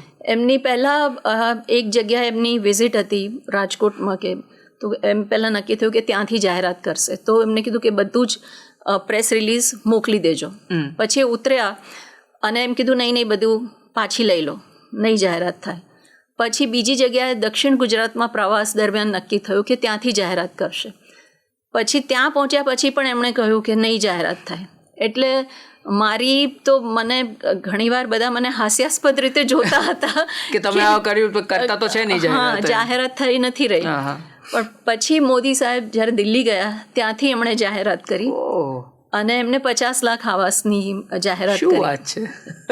તો પછી અમે એક વખત એમની મળવાનું થયું તો મેં પૂછ્યું કે સર તમે 2 વખત નહીં કરીને ત્યારે કરી, કે આ ખૂબ લોકોને સ્પર્શતી આ આખી યોજના છે, આટલું મોટું ફ્રેમવર્ક છે, એટલે એની બહુ યોગ્ય રીતે, યોગ્ય સમયે, યોગ્ય સ્થળેથી જાહેરાત થાય એ જરૂરી હતું. એટલે મને એ વખતે એમ લાગ્યું કે ત્યાંથી કરશું. એટલે પ્રધાનમંત્રી આવાસ યોજના જે એ પછી જ્યારે આ વખતે તો જ્યારે આની જાહેરાત થઈ મુખ્યમંત્રી આવાસ યોજના એની જાહેરાત થઈ જી, અને ત્યાર પછી એનું ઇમ્પ્લિમેન્ટેશન છે હજી રસપ્રદ બાબત છે જી. એમાં મેં સરને પૂછ્યું કે સર હવે આનું ઇમ્પ્લિમેન્ટેશન કરવા જઈ રહી છે તો આપનું શું વિઝન છે? એમણે કહ્યું મારું એક જ વિઝન છે, જ્યારે તમારો પ્રોજેક્ટ એનાઉન્સ થાય તો પ્રાઇવેટ ડેવલપરના જે પ્રોજેક્ટ ચાલી રહ્યા હોય એના ભાવ ધડાધડ ઓછા થવા જોઈએ. બાકી હું તમને કાંઈ નથી કહેતો. આટલું એમણે મને ખાલી કહ્યું. અને એમણે મને બીજી બહુ અગત્યની વસ્તુ કહ્યું કે હું કે બીજા કોઈ તમને કોઈ ફોન નહીં કરીએ, તમે તમારી રીતે આગળ વધો, તમારે જે રીતે કરવું હોય. આવી ફ્રીડમ પણ એમણે આવી ફ્રીડમ આપી. અને એ થયું પણ એવું કે જ્યારે અમે અમારો પહેલો પ્રોજેક્ટ જાહેર કર્યો ગોતામાં, આખી ટાઉનશીપ જાહેર કરી, તો એની બાજુમાં અદાનીનો પ્રોજેક્ટ અને ગોદરેજનો બંને પોતાના ભાવ ઘટાડ્યા. અને આની સાથે સાથે અમદાવાદ સિટીમાં એક જે આખું સ્લમ રીડેવલપમેન્ટ, ઇવન બીજા સિટીઝ પણ લીધું પણ અમદાવાદમાં બહુ મોટા પાયા પર થયું. એમાં આપણે બહુ જ અગત્યનો એક કન્સેપ્ટ ઇન્ટ્રોડ્યુસ કરેલો, ટ્રાન્સફરેબલ ડેવલપમેન્ટ રાઇટ્સ, જેને TDR કહેવામાં આવે છે. અને એ આખું જે સ્લમ રિહેબિલિટેશનનું આપણું ફ્રેમવર્ક એટલું સફળ થયું, એના બે રીઝન હતા કે આપણે સૌથી પહેલાં તો જે ત્યાં સ્લમમાં હોય એ લોકોને ટેમ્પરરી ખાલી કરીને સારી રીતે રહી શકે એના માટે પ્રોપર વાઉચર આપ્યા. અને આપણું પહેલું આપણે એ રાખ્યું કે બને ત્યાં સુધી સ્લમ ડ્વેલર્સને એમની જ જગ્યા ઉપર રિહેબિલિટેટ કરવાના, એમને દૂર નહીં મોકલવાના. એટલે એ લોકો ખૂબ સપોર્ટમાં આવ્યા. અને એમને રહેણાંક માટે અને જો વ્યવસાય કરતા હોય તો બંને માટે આપણે એમાં વ્યવસ્થા રાખી. અને ડેવલપરને પણ ટ્રાન્સફરેબલ ડેવલપમેન્ટ રાઇટ્સ મળે. એટલે સરકારનો ખર્ચો ના થાય પણ સિટીનું પણ ડેવલપમેન્ટ થાય. અને જે ડેવલપર હોય એને સિટીમાં જમીન મળે નહીં, બધી ડેવલપ થઈ ગઈ હોય, તો આ બહાને એને જમીન પણ મળે. અને વર્ટિકલ જાય એટલે વધારે ઘર બનાવી શકે. તો આ ખૂબ જ સક્સેસફુલ થયું આ મોડલ. અને મોટા મોટા જે સ્લમ્સ હતા, મંગલ તળાવના છાપરા, પછી લખોડી તળાવ, આ બધા આપણે રિહેબિલિટેટ કરી શક્યા. અને એક વખત PIL પણ થઈ આની વિરુદ્ધમાં કે આ પોલિસી નહીં હોવી જોઈએ. પણ એ એટલું હાર્ટનિંગ હતું કે સ્લમ ડ્વેલર્સે અમારી તરફેણમાં એફિડેવિટ કરી કોર્ટમાં. અને કોર્ટે પણ આશ્ચર્ય વ્યક્ત કર્યું કે આવી કઈ સરકારની પોલિસી છે કે સ્લમ ડ્વેલર્સ આવે છે સરકારની તરફેણમાં, કારણ કે જનરલી ના આવે. તો એટલે એ કામ કરવાની અમને ખૂબ મજા આવી. અને એમાં જે ગોતાના પ્રોજેક્ટમાં તો એવું થયું કે ત્યાં ઇવન હાઈકોર્ટનો અમુક રીતે અમને સપોર્ટ એ રીતે મળ્યો કે હાઈકોર્ટનો ત્યાં આગળ ગોતામાં જ છે બાજુમાં, તો એમને એ જમીન એમને એવું હતું કે આ જમીન તમે કોર્ટ માટે આપો અને કોર્ટના જ ત્યાં બધા ઘર બને. તો અમે એમને ખૂબ સારી રીતે સમજાવ્યું કે અમે આખું પબ્લિક ઇન્ટરેસ્ટમાં કામ કરી રહ્યા છીએ. આ જમીન અમને સરકારે એ રીતે આપી છે, લોકોની લઈને આપી છે, તો અમે તમારા માટે પણ ઓપન રાખીએ છીએ અને લોકો માટે પણ ઓપન રાખીએ છીએ. બરાબર છે. અને પછી હાઈકોર્ટ એમાં સંમત થઈ. એટલે આ એટલો બધો એવો એક્સપિરિયન્સ હતો કે દરેક સ્ટેક હોલ્ડરને સમજવાનો, સ્લમ ડ્વેલર્સને પણ સમજવાના, ડેવલપર્સને પણ સમજવાના, અને અમારા પોતાના જે એન્જિનિયર્સ કામ કરતા હોય એમને પણ સમજાવવાનું કે તમારે બહુ શાંતિથી આ પ્રોજેક્ટ ઇમ્પ્લિમેન્ટ કરવાનો છે. પહેલી મીટિંગ જ્યારે અમે કરી ત્યારે મારામારી થઈ જાય એવું એક વાતાવરણ થઈ ગયું. અને પછી ધીમે ધીમે એટલું સાલસતાપૂર્વક થતું હતું. બધા જ સાથે આવીને ડિસ્કસ કરીને, નેગોશિએટ કરીને વર્કઆઉટ કરતા હતા. એટલે આ એક આખું બહુ મોટી ચેલેન્જ તમારી સમક્ષ હતી જે તમે બહુ સફળતાપૂર્વક પાર પાડી. ઓફકોર્સ ઘણા બધા હર્ડલ્સ આયા એની અંદર એ પડકારને પાર પાડવા માટે, પણ તમે આ ફાઇનલી. અને એનો જે ક્લાઇમેક્સ છે બહુ જ ઇન્ટરેસ્ટિંગ છે. પછી જ્યારે મોદી સાહેબ CM થી PM થઈને ગયા, એમણે ત્યારે જતા હતા ત્યારે કહ્યું હતું કે આવાસની પરંપરા હું બંધ નથી કરવાનો, એ ચાલુ જ રહેશે. બરાબર. અને આપણે જે અફોર્ડેબલ હાઉસિંગમાં આપણે કમ્પ્યુટરાઇઝ ડ્રો કરીને એની પણ આખી સિસ્ટમ ચેન્જ કરી નાખી. જે હાઉસિંગ બોર્ડ પોતે લોન આપતું હતું એના બદલે આપણે 20 થી 25 બેંકને ઓનબોર્ડ કરી અને બેંક લોન આપતું હતું. એટલે એ આખું ફાઇનાન્શિયલ પ્રોબ્લેમ જતો રહ્યો. PSU ને પ્રાઇવેટ બંને બેંક્સ. અને આપણે એના ક્વોલિટી પેરામીટર્સ એટલા બધા સ્ટ્રોંગ કર્યા કે પ્રાઇવેટ સેક્ટર કરતાં પણ આપણું જે સ્ટ્રક્ચરલ ડિઝાઇન અને ઓવરઓલ ડિઝાઇન બધા આપણે એપ્રિશિએટ કરતા હતા. અને જે ગુજરાત બોર્ડ આટલું બદનામ હતું એ એટલું બધું એની રેપ્યુટેશન વધી ગઈ કે હુડકોના ચેરમેન CMD આવીને કહે કે આવું કઈ રીતે થાય છે કે હાઉસિંગ બોર્ડ આટલા બધા પ્રોજેક્ટ કરે છે પણ અમારી પાસેથી એક પૈસાની લોન નથી લેતા, તમે અમારી પાસેથી લોન લો. અને જ્યારે એ પહેલાં જેટલું આખું દેવામાં ગળાડૂબ હતું એના બદલે હું જ્યારે મારી ટ્રાન્સફર થઈ ત્યારે 300 કરોડ હું પોઝિટિવ મૂકીને ગઈ હતી. અને એનો ક્લાઇમેક્સ એવી રીતે થયો કે જ્યારે મોદી સાહેબ PM બન્યા ત્યારે લગભગ 8 થી 10 દિવસમાં એમના બંગલા ઉપર એમણે બેઠક રાખી કે આ દિલ્હીમાં આખા દેશ માટે આવાસની યોજના કઈ રીતે કરવી. અને એમાં મને પણ બોલાવવામાં આવી. હું તો બહુ જુનિયર ત્યારે બહુ જ જુનિયર સેક્રેટરી હતી, પણ મોદી સાહેબે કહ્યું કે આમણે ઘણી મહેનત કરી છે, તમે આમની પાસેથી બધું ડિટેલ લો અને આપણે એને આખા દેશમાં કઈ રીતે લાગુ કરી શકીએ એ બહુ ઝડપથી કરો. અને ત્યારે વેંકૈયા નાયડુ સાહેબ મિનિસ્ટર હતા અને અમારા જે સેક્રેટરી પણ ખૂબ એમણે રસ લીધો અને બહુ ટૂંકા સમયમાં પ્રધાનમંત્રી આવાસ યોજના. બહુ લાંબી જર્ની તમે અને બહુ ડિટેલમાં અને વિગતે બહુ વિશદ છડાવટથી તમે આખી વાત કરી મેળવવાની. દરેકના જીવનમાં એક મેન્ટર એવા હતા કે જેમણે તમને UPSC એપિયર થવા માટેની પ્રેરણા આપી. ઓફકોર્સ બ્યુરોક્રેસી લોબીમાં પણ એક એવા મેન્ટર તમારી જોડે હતા, અનિતા કરવાલ મેડમ. તો એ જે એમની જોડેથી જે તમને અમુક માર્ગદર્શન મળ્યું અને ચાહે કોઈ પણ બ્યુરોક્રેસીના ફ્રેટર્નિટીમાંથી જે તમને, તો એ થોડીક વાત કરો, એ કેવા અનુભવો રહ્યા? એ આ ઘણો બધો લર્નિંગ એક્સપિરિયન્સ એ રીતે છે કે આપણે સરપંચ પતિની વાત સાંભળી છે કે મહિલાઓ માટે એમ કહેવામાં આવે કે રિઝર્વેશન છે અને રિઝર્વેશનથી આવે છે અને પછી ખરેખર એમના પતિ જ સંભાળે છે. તો એવું મેં ઇવન સર્વિસમાં એ પ્રકારનું વાતાવરણ અમુક અંશે છે. કઈ રીતે છે કે મહિલાઓનું પ્રમાણ વધતું જાય છે, પરંતુ મહિલાઓ કામ કઈ રીતે કરે એ ઘણીવાર એ પોતે નક્કી નથી કરતા, એ ઇન્ફ્લુઅન્સમાં આવીને કામ કરે છે. તો આ એક બહુ મોટી બાબત હતી કે તમારું ખરેખર જે પોટેન્શિયલ તમે સમજો છો, તમે વિચારો છો, એ કહેવાની હિંમત હોવી એ બહુ એક મોટી બાબત છે. તો આઈ થિંક કે હવે જે મહિલાઓ માટેનો નેક્સ્ટ પડાવ છે એ જ છે. અને એ હિંમત, મને એ વાતનો આનંદ છે કે હિંમતથી હું કામ કરી શકી, કારણ કે મોદી સાહેબ જેવા વિઝનરી લીડર હતા અને એ પ્રોત્સાહિત કરતા હતા. તો આ એક બહુ જ અગત્યની બાબત છે. અને જે અનિતા મેડમ અને બીજા પણ અમુક જે સિનિયર અમારા મેલ કલીગ એમણે પણ ખૂબ પ્રોત્સાહિત કર્યું. એ પણ આ સમજીને એ પ્રોત્સાહિત કરતા હતા કે કેટલું તમે સરસ રીતે કામ કરો છો. કે અરવિંદ અગ્રવાલ સાહેબ હતા, તો એ બહુ પ્રોત્સાહિત કરતા હતા કે તમે ઇન્ડસ્ટ્રીમાં હતા ત્યારે હું જે પ્રપોઝલ લઈને જતી હતી તો એ કહેતા હતા, બધાની વચ્ચે કહેતા હતા કે આટલું સરસ બધું પ્લાન કરીને લાવે છે. તો એવું એન્કરેજમેન્ટ મળે. પછી અનિતા મેડમ પણ પોતાના એક્સપિરિયન્સથી મને કહેતા હતા કે લેડી ઓફિસર તરીકે, એક મહિલા અધિકારી તરીકે કઈ પ્રકારના ચેલેન્જ આવે છે, હું એમને કામ કરતા જોતી હતી. અને ચેલેન્જમાં પણ એક હિંમતથી ઊભા રહેવું એ બહુ મોટી વાત છે. તો આ બધું એમની પાસેથી શીખી. અને જે મારા સ્પિરિચ્યુઅલ ગુરુ હતા એમનું તો પ્રોત્સાહન થ્રુઆઉટ ચાલુ રહ્યું. એમની પાસેથી હું એક સંવેદનશીલતા સમજી. એ ખૂબ સંવેદનશીલ હતા દરેક વ્યક્તિ માટે. હું એમ જોતી હતી કે એમને ત્યાં કોઈ ખૂબ પૈસાવાળી વ્યક્તિ આવે કે ખૂબ ગરીબ, તો દરેકને એટલા જ પ્રેમથી એ જોતા હતા અને દરેકની પ્રશ્ન સમજતા હતા. ધનવાન વ્યક્તિના પણ પ્રશ્ન હોય અને ગરીબના પણ, નિર્ધનના પણ હોય. અને એ સમજીને એમને એ રીતે જ્યાં હોય ત્યાંથી આગળ લઈ જવાની વાત કરતા હતા. તો એ બાબત હું એમને ઓબ્ઝર્વ કરીને શીખી. એટલે ગુરુની કૃપા વગર કશું ના થાય, એ વસ્તુ બહુ સાચી વાત છે એની માટે.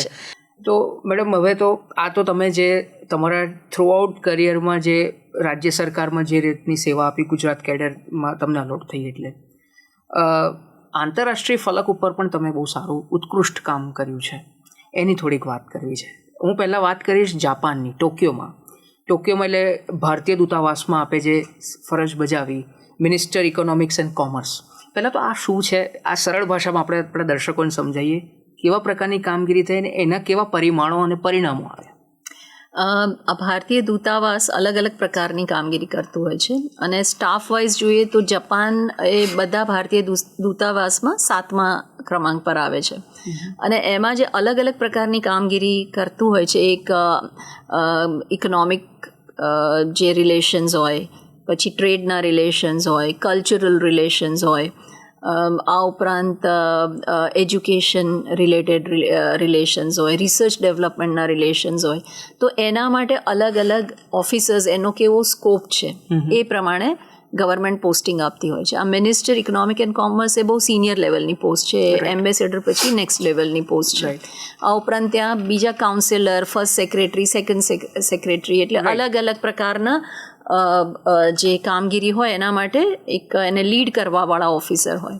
તો મારી કામગીરી હતી કે બંને દેશ વચ્ચેના જે ઇકોનોમિક રિલેશન્સ છે અને કમર્શિયલ રિલેશન્સ છે, ટ્રેડ રિલેશન્સ છે, એને આગળ વધારવાનું, એને એન્હાન્સ કરવાનું. તો આ બહુ જ ખૂબ ઇન્ટરેસ્ટિંગ કામગીરી અને કન્ટ્રી પણ ખૂબ જ ઇન્ટરેસ્ટિંગ. એનો સૌથી મોટો પોઝિટિવ પોઈન્ટ એ હતો કે ભારત સાથે એમના બહુ જ પોઝિટિવ રિલેશન્સ હતા. અચ્છા. કોઈ નકારાત્મક એમાં કોઈ પાસું નકારાત્મક નહોતું. એટલે આ પ્રકારનું પોઝિટિવ કામ કરવામાં ખૂબ મજા આવે. અને ભારત અને જાપાન વચ્ચે અલગ અલગ પ્રકારના એક શેરિંગ અથવા તો એક dialogue, bilateral dialogue, bilateral framework, એ એટલી બધી અલગ અલગ સેક્ટર માટે હતું.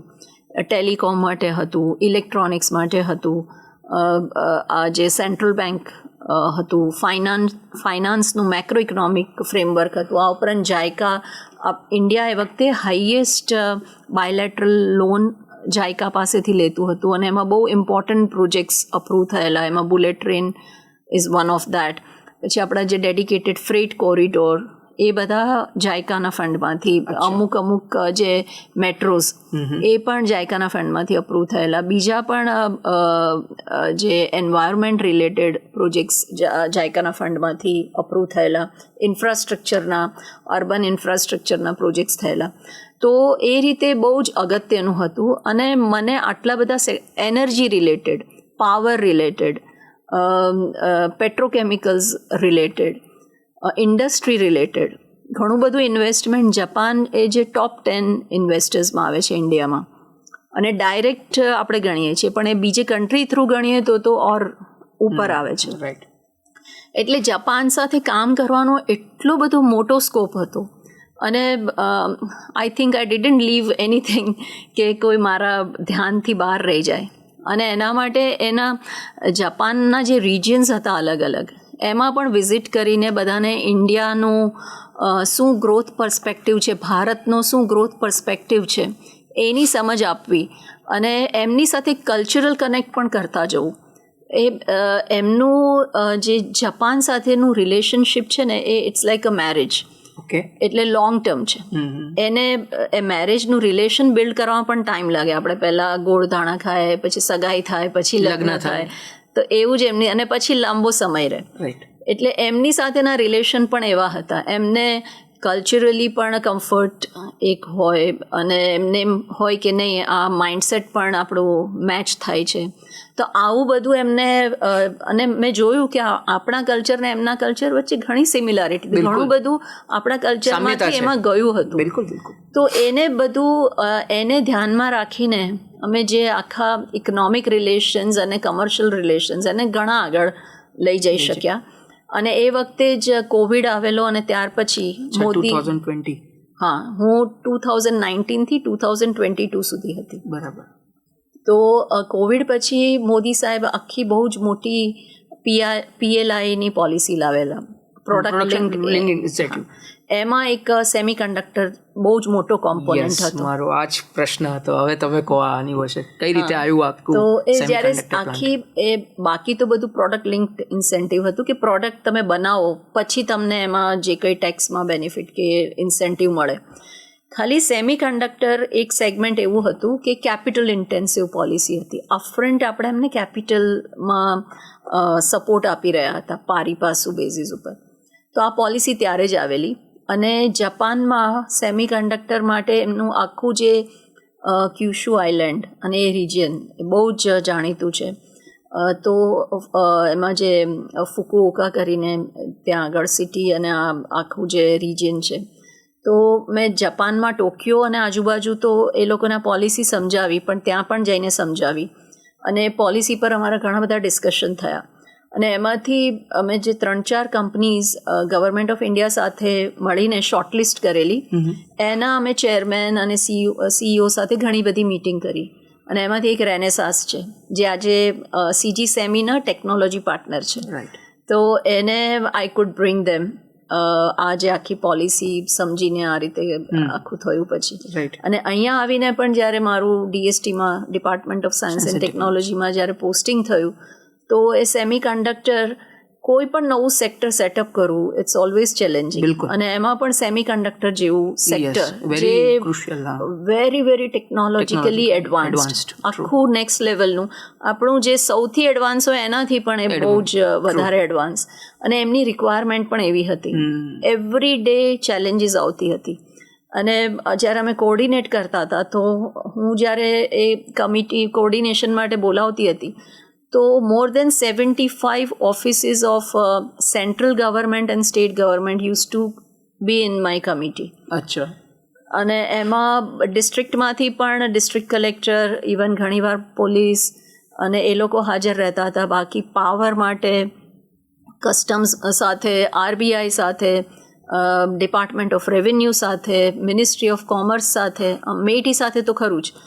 તો આટલું બધું એનું બ્રોડ કન્સલ્ટેશન અને એમના જે ઇસ્યુ સોર્ટ આઉટ કરવાના હોય એ એટલા એવા કોમ્પ્લિકેટેડ હતા. અને જે સાહેબનું અગેન વિઝન એવું, એ આખું ગેમ ચેન્જર વિઝન છે. ગેમ ચેન્જર એટલા માટે કારણ કે એની પહેલાં જ્યારે આખું ફ્રેમવર્ક લાવ્યા ત્યાર પહેલાં જે ઇન્ડિયા ભારતનો જે આખું ગ્રોથનો અપ્રોચ હતો એ સર્વિસ ઓરિએન્ટેડ હતો. હવે આ પ્રોડક્ટ ઓરિએન્ટેડ છે. એટલે આમાં સર્વિસ અને મેન્યુફેક્ચરિંગ ઇન્ડસ્ટ્રી હવે ઇક્વલી ઇમ્પોર્ટન્ટ છે આના પછી. એટલે આખું હવે પહેલાં જે આપણે સર્વિસ નેશન હતા એમાંથી હવે આપણે પ્રોડક્ટ નેશન થઈ રહ્યા છીએ. એટલે આખો પર્સ્પેક્ટિવ આખો ડેવલપમેન્ટનો ચેન્જ થયો. અને એનાથી જે ઇન્વેસ્ટર્સમાં પણ એના માટે કોન્ફિડન્સ બિલ્ડ કરવો. કારણ કે ઇન્વેસ્ટર્સ પહેલાં એવો ક્વેશ્ચન પૂછે કે તમે મેન્યુફેક્ચરિંગ માટે ઓરિએન્ટેડ છો ખરા? તો ત્યારે અમે સમજાવતા હતા કે ભાઈ ગુજરાતમાં તમે મેન્યુફેક્ચર નહીં કરો તો ક્યાં કરશો? ભારતનું 20% મેન્યુફેક્ચરિંગ ગુજરાતમાં થાય છે, ભારતનું 33% એક્સપોર્ટ ગુજરાતમાંથી થાય છે. તો અમે અલગ અલગ રીતે એમને કન્વિન્સ કરતા હતા. અને ઇટ વોઝ વેરી હાર્ટનિંગ કે વી food bring so much investment. કેન્દ્ર સરકાર અને સાહેબના વિઝનથી અમને એટલો લાભ થયો અને આપણે લાવી શકીએ અહીંયા. તો એમની જે ઇવન મોટી જે જરૂરિયાતો હતી, લાઈક SEZમાં એમને એવા સુધારા કરવા પડે એવા હતા. કારણ કે બહુ ડિફરન્ટ મોડલ હતું. આ મોડલ પ્રમાણે હજી સુધી કામ નહોતું થયું. જેને ઓછામાં ઓછા 10 થી 12 વર્ષ થયા હોત પહેલાં નોર્મલ જે રીતે કામ થતું હતું, એ 10 થી 12 અઠવાડિયામાં કામ થયું. તો આ રીતે કેન્દ્ર સરકાર અને રાજ્ય સરકાર સાથે મળીને કામ કરવાની મને તક મળી. અને જે ઇન્ટરનેશનલ નોર્મ્સ છે ટાઈમ પીરિયડ, એ ટાઈમ પીરિયડમાં આપણે પ્રોજેક્ટ ઇમ્પ્લિમેન્ટ કરી શક્યા. શરૂઆતમાં થોડું ડીલે થયું, પણ એ ડીલે પછી આપણે મેકઅપ કરી શક્યા. અને જે ઇન્ટરનેશનલી ડેવલપ કન્ટ્રીઝમાં જેટલા ટાઈમ ફ્રેમમાં આ બધા પ્રોજેક્ટ ઇમ્પ્લિમેન્ટ થતા હોય છે એટલા જ ટાઈમ ફ્રેમમાં આપણે કર્યા. અને સાથે આપણે ઇટ વોઝ લાઈક મેરેથોન. એમની સાથે આપણે પણ મેરેથોન દોડતા હતા. ઇન્વેસ્ટર તો કરતા હતા, સાથે આપણે પણ મેરેથોન દોડતા હતા. એમાં આપણે ધારો કે સાનંદમાં હતું તો ત્યાં સ્ટોર્મ વોટર ડ્રેનેજ નહોતું. ફર્સ્ટ યરે એમની જે ફેક્ટરીનો આખો એરિયા ફ્લડેડ થઈ ગયો અને દે વર સો વરીડ. પછી અમારે 5 ડિપાર્ટમેન્ટ સાથે મળીને બહુ મોટો પ્રોજેક્ટ, લગભગ 500 કરોડનો પ્રોજેક્ટ, એ આપણે 6 મહિનામાં કર્યો. અને નેક્સ્ટ યર એક ડ્રોપ પણ એમની ફેક્ટરીમાં પાણી નહીં આવ્યું. એટલે દે વર ઓલ્સો સો એપ્રિશિએટિવ કે જેવું અમે કામ કરીએ છીએ સરકાર પાસેથી પણ અમને એવો જ સપોર્ટ મળે છે. એમનું જે એડવાન્સ ટેક્સેશન માટે એમને જે કંઈ જોતું હતું ફાઇનલ એક ફ્રેમવર્ક કે એ પણ કેન્દ્ર સરકારમાં બહુ ઝડપથી 9 મહિનામાં, કે જે ઇવન ડેવલપ કન્ટ્રીઝમાં પણ પોસિબલ નથી. એટલે એવી રીતે એ રીતે કામ કરવાનો એક અલગ જ અનુભવ હતો. અને આટલું મોટું સેક્ટર આપણે ડેવલપ કરી શક્યા. 3 પ્રોજેક્ટ ઓલમોસ્ટ પૂરા થઈ ગયા છે.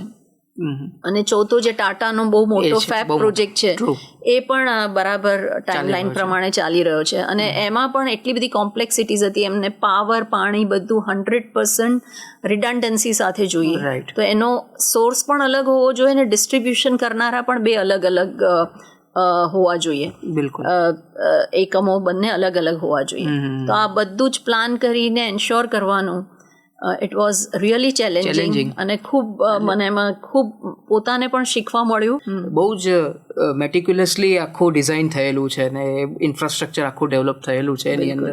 કારણ કે સેમિકન્ડક્ટર એવી વસ્તુ છે કે એક કણ બી જો જાય તો આખો તમારો બેચ લાખોનું નુકસાન થાય એની અંદર આખી. એટલે સેમિકન્ડક્ટરની વાત મારે જે કરવી હતી એ તમે વણી લીધી આની અંદર જ આખી. અને કારણ કે કહે છે ને પેલું necessity is the mother of invention. Covid વખતે એક સેમિકન્ડક્ટર ચિપ્સની જ્યારે જરૂર પડી આપણને, કારણ કે અત્યાર સુધી આપણે નહોતા પ્રોડક્શન કરતા, અને પછી જ PM સાહેબના અનુરોધથી અને એમની ઈચ્છા શક્તિથી આખો પ્લાન અસ્તિત્વમાં આવ્યો આખો. મેડમ, બીજું જે વાત છે કે G20 સમિટની વાત કરું, પછી એની આગળ વાત કરીએ.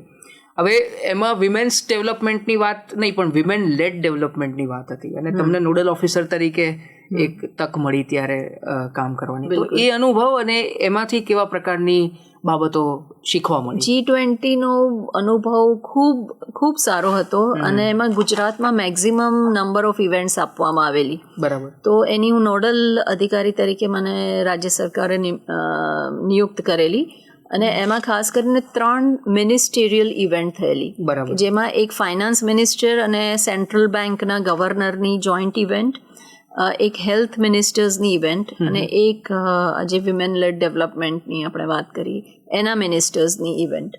તો આ ત્રણેય ઇવેન્ટ એટલી ઇન્સાઇટફુલ હતી અને એમાં એટલું બધું લર્નિંગ થયું.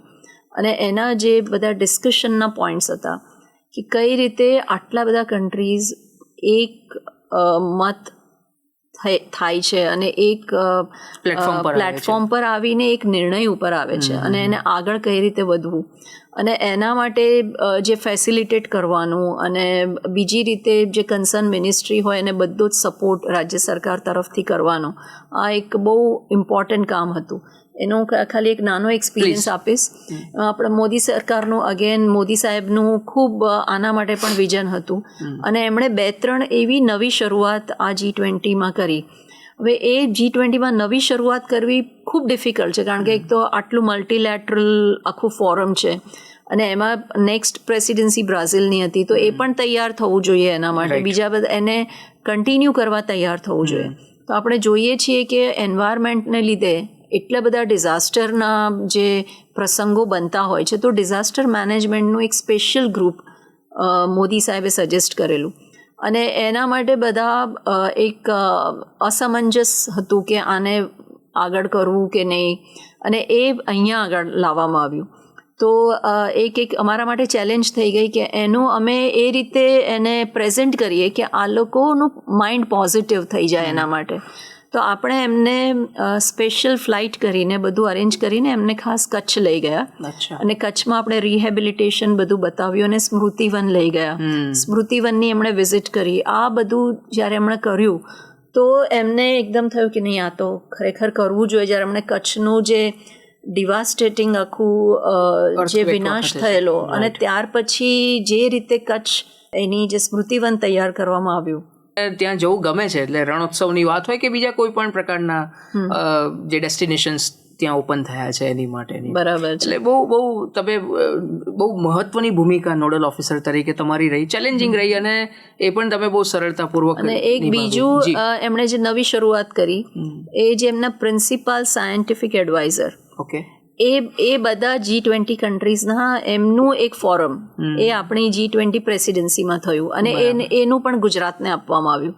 તો ગુજરાતમાં એ વખતે એને લીડ કરવા માટે એનું જે ઇનોગ્રલ સેશન હોય એમાં મારું પણ એડ્રેસ હતું. તો એ that was a very important opportunity to showcase કે ભારત જેવો દેશ કેટલી પ્રગતિ કરી છે, અને એ પણ બહુ એનું સક્સેસફુલ આઉટકમ રહ્યું. તો આ જે બધા નવા ઇનિશિયેટિવ હતા, મોદી સાહેબનું જે નવું વિઝન હતું, એની ફલશ્રુતિ રૂપે આપણે આટલું અહીંયા ગુજરાતમાંથી આટલું જે કામ કરી શક્યા એનો એક એક્સપિરિયન્સ ખૂબ અલગ હતો. અને ખાસ કરીને આપણે જ્યારે એમને ફિલ્ડ વિઝિટમાં લઈ જતા હતા, એ ફિલ્ડ વિઝિટ આપણે બહુ જ ઝીણવટપૂર્વક એનું પ્લાનિંગ કરતા હતા.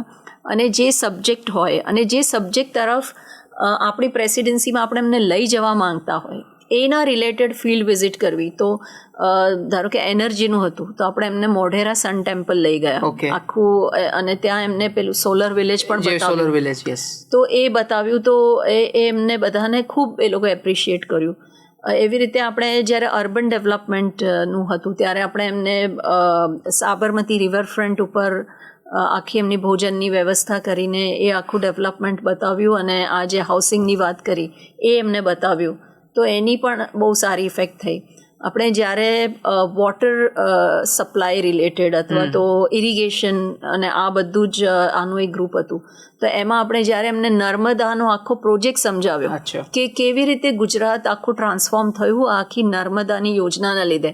પહેલાં આપણે જોઈએ કે એના પહેલાં 80s કેટલું બધું બજેટ ગુજરાતનું પાણીમાં જતું હતું અને ડેવલપમેન્ટની એટલી બધું બચતું નહોતું. પણ ત્યાર પછી જ્યારથી નર્મદા આવી છે ત્યારથી કેટલા બધા પાક બધા બે વખત તો લે જ છે, ઘણા બધા 3 વખત લે છે. અને પાણીના પ્રશ્નો કે એ જે દર 3 વર્ષમાં 1 વર્ષ ડ્રાઉટ હતું એ આખું સીન બદલાઈ ગયું. તો આ બધું આપણે એમને જે પ્રેઝન્ટ કરી શકીએ એની બહુ સારી ઇફેક્ટ. સૌથી સારું એમાં આપણને એક બહુ ઇમ્પોર્ટન્ટ સફળતા એ મળી કે ટુરિઝમનું ગ્રુપ અહીંયા હતું. એની બીજી બેઠક અહીંયા થઈ હતી કચ્છની. કચ્છમાં આપણે એમને રણોત્સવમાં લઈ ગયા હતા. અને રણોત્સવમાં અમે પહેલાં જે નોર્મલ બધા આવે ટેન્ટ સિટીમાં જ બધી વ્યવસ્થા હતી. પણ પછી અમે મળીને નક્કી કર્યું કે ટેન્ટ સિટીનો તો એક્સપિરિયન્સ ભલે લે પણ આપણે એમને ડીપ અંદર લઈ જઈએ અને પછી ધોલાવીરા પણ લઈ જઈએ. હવે ત્યારે ધોરડોથી ધોલાવીરાનો રોડ બનેલો નહોતો એટલે અને બને એવું પણ લાગતું નહોતું એટલા ટાઈમમાં. પણ અમે ખૂબ દિવસ રાત મહેનત કરી RNBની સાથે રહીને કે આ બનાવી જ દેવો છે. અને જ્યારે બનાવ્યું, નહીંતર ધોલાવીરા જવા માટે 5 થી 6 કલાક લાગતા હતા, આખું ફરીને જવું પડતું હતું. પણ આ રોડ બની ગયો 1 કલાકમાં, રોડ ટુ હેવન. તો એ રોડ ખુલી ગયો અને અમે જ્યારે એમને ડીપ રણમાં લઈ ગયા અને એ જે એમણે એક્સપિરિયન્સ કર્યો એમાં અમે આખું રોડ શો કરેલું કેમલ કાર્ટમાં લઈ જઈને. એ એમને એટલું બધું ગમ્યું કે એમને ધોરડોને એમને એનાઉન્સ કર્યું ઇન્ટરનેશનલ લેવલ પરનું આ રૂરલ ટુરિઝમ છે એવું એમણે એનાઉન્સ કર્યું. તો આ આપણી એક બહુ સારી આપણને અચીવમેન્ટ મળી. તો આવું G20માંથી આપણને આવા ગુજરાતને ઇવેન્ટ પણ વધારે મળી, પણ એની સાથે આપણને આવું એક અચીવમેન્ટ પણ મળ્યું. અને મોદી સાહેબનું એ વિઝન હતું. બિલકુલ સાચી વાત છે મેડમ. એટલે કહેવાય છે ને કે એક નાની નાની વસ્તુઓનું જો ધ્યાનને ચીવટતાપૂર્વક કરવામાં આવે તો આપણને કેવા પ્રકારના પરિણામો મળી શકે છે એનું આ ઉત્કૃષ્ટ ઉદાહરણ G20 was successful event. Very much. તમે મેડમ એક પ્રશ્ન એવો થાય કે તમે રાજ્ય સ્તરે પણ કામ કર્યું, કેન્દ્ર સ્તરે પણ કામ કર્યું, બંનેમાં તમને કેવા પ્રકારનો ફરક લાગ્યો અથવા તો કેવા પ્રકારના ફિલિંગ્સ અનુભવો થયા? શું ફરક મેઇન? તો રાજ્ય સરકારમાં કામ કરવું એ કામ કરવું એક પરિવાર સાથે, બધા એકબીજાને ઓળખે છે, બહુ સારી રીતે ઓળખે છે, બધાને બધાની ખબર છે. તો એક પરિવાર સાથે બહુ ક્લોઝલી બધા એકબીજાને જાણે છે. જ્યારે કેન્દ્ર સરકારમાં કામ કરો તો it is thoroughly professional. Professional એ રીતે તમને લોકો તમારા કામથી જ જાણશે, તમને XYZ પણ જાણશે એઝ અ પર્સન, પણ તમારું કામ કેવું છે એ તમારી ફાઇલ ઉપરથી જ ખબર પડશે. તમે કામ કેવી રીતે કરો છો એ જ લોકો ધ્યાને લેશે. તો આ એક જે પર્સનલ લેવલ પરનો ડિફરન્સ છે. અને બીજો ડિફરન્સ એ છે ઓફકોર્સ જે સ્કેલનો ડિફરન્સ છે. સ્ટેટ અને નેશનલ લેવલ પરનું જે એડમિનિસ્ટ્રેશન છે, નેશનલ લેવલ પર બધા સ્ટેટ આખા કન્ટ્રી અને સાથે ઇન્ટરનેશનલ પણ. તો એ એક બહુ જ એનો જે સ્કેલ આખો બદલાઈ જાય છે. અને અમુક બાબતો એવી છે કે જે આપણે કેન્દ્ર સરકારમાં જેનો અનુભવ મળી શકે. ધારો કે ફાઇનાન્સ ડિપાર્ટમેન્ટ રાજ્યમાં પણ છે અને કેન્દ્રમાં પણ છે, પણ કેન્દ્રના ફાઇનાન્સ મિનિસ્ટ્રી અને રાજ્યના ફાઇનાન્સ ડિપાર્ટમેન્ટમાં ખૂબ ફરક છે. તો અહીંયાનું જે સમાજ કલ્યાણ અને અધિકારીતા વિભાગ અને કેન્દ્ર સરકારનું એમાં પણ એના અપ્રોચ ને એનું જે સ્કેલ છે એમાં ઘણો મોટો ફરક છે. તો એ એક બહુ જ વિશાળ ફલક છે એનું. આખું રાષ્ટ્ર તો છે જ, પણ આંતરરાષ્ટ્રીય પણ છે. બરાબર છે. તો એ એક બહુ જ વિશિષ્ટ અનુભવ છે. અને આઈ થિંક દરેક એડમિનિસ્ટ્રેટરને એક ઈચ્છા તો હોય જ છે કે મને નેશનલ લેવલ પર જઈને કામ કરવાની બહુ સાચી વાત છે. હવે આપણે કાર્યક્રમના અંત તરફ જઈ રહ્યા છે. 2-3 પ્રશ્નો છે મારા, પછી આપણે કાર્યક્રમને અંત કરીએ. તમને એવું લાગે છે મેડમ કે આપણી જે નીતિઓ છે એની પર ગ્લોબલ બેસ્ટ પ્રેક્ટિસીસનો પ્રભાવ વધી રહ્યો છે? મને એવું તો ચોક્કસ લાગે છે, કારણ કે મેં જ્યારે મોદી સાહેબ સાથે કામ કર્યું ત્યારે મેં પહેલેથી જોયું હતું કે એમનું એ ધ્યાન હંમેશા રહેતું હતું કે બીજી જગ્યાએ કઈ રીતનું ડેવલપમેન્ટ થાય છે. એક નાનું એક્ઝામ્પલ આપું તો જ્યારે હું ગાંધીનગર કલેક્ટર હતી તો સર મોદી સાહેબ ત્યારે સિંગાપુરની વિઝિટ પર ગયેલા. એ જ્યારે પરત આવ્યા હતા લગભગ 10-10:30 રાત્રે એમનું પ્લેન લેન્ડ થયું. અને મારા પર ફોન આવ્યો 10:35 કે આપણે ત્યાં આવા હાઈ-રાઇઝ બિલ્ડિંગ્સ હોવા જોઈએ. આપણે જમીનનો બરાબર ઉપયોગ નથી કરતા, આપણે બધું હોરિઝોન્ટલ ડેવલપમેન્ટમાં જ જઈએ છીએ, આપણે વર્ટિકલમાં જવું જોઈએ. તો એના માટે કેવા નિયમો હોવા જોઈએ? એ વખતે કલેક્ટર ગાંધીનગર CEO ગુડા પણ હતા. તો મને એમને કહ્યું કે તમે કાલે બધું લઈને આવો. હવે મને રાત્રે 10:35 ફોન આવ્યો રાત્રે, અને મને કીધું કાલે લઈને આવો. અને તો મેં ઓલમોસ્ટ આખી રાત બધું બેસીને બધું સ્ટડી કર્યું, રિસર્ચ કર્યું, અને હું બનાવતી હતી દિવસે પણ. અને પછી લંચ ટાઈમ થતાં તો મને કીધું કે આવો જલ્દી, તમારી રાહ જોઈએ છે. એ સ્પીડથી એમને કામ જોતું હતું.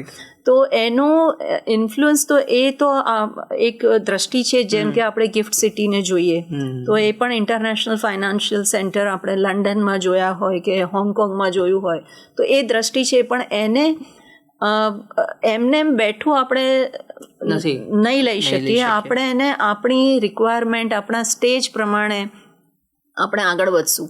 અને હવે આપણી દ્રષ્ટિ એવી નથી કે આપણે ખાલી ગ્લોબલ બેસ્ટ પ્રેક્ટિસમાંથી લઈએ છીએ, આપણે પણ હવે ગ્લોબલ બેસ્ટ પ્રેક્ટિસ આપી રહ્યા છીએ.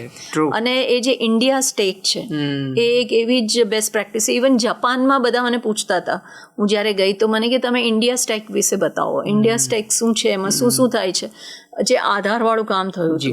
તો એ બધા કન્ટ્રી માટે એટલું એમ થાય કે ઇન્ડિયા જેવો, ભારત જેવો આટલો વિશાળ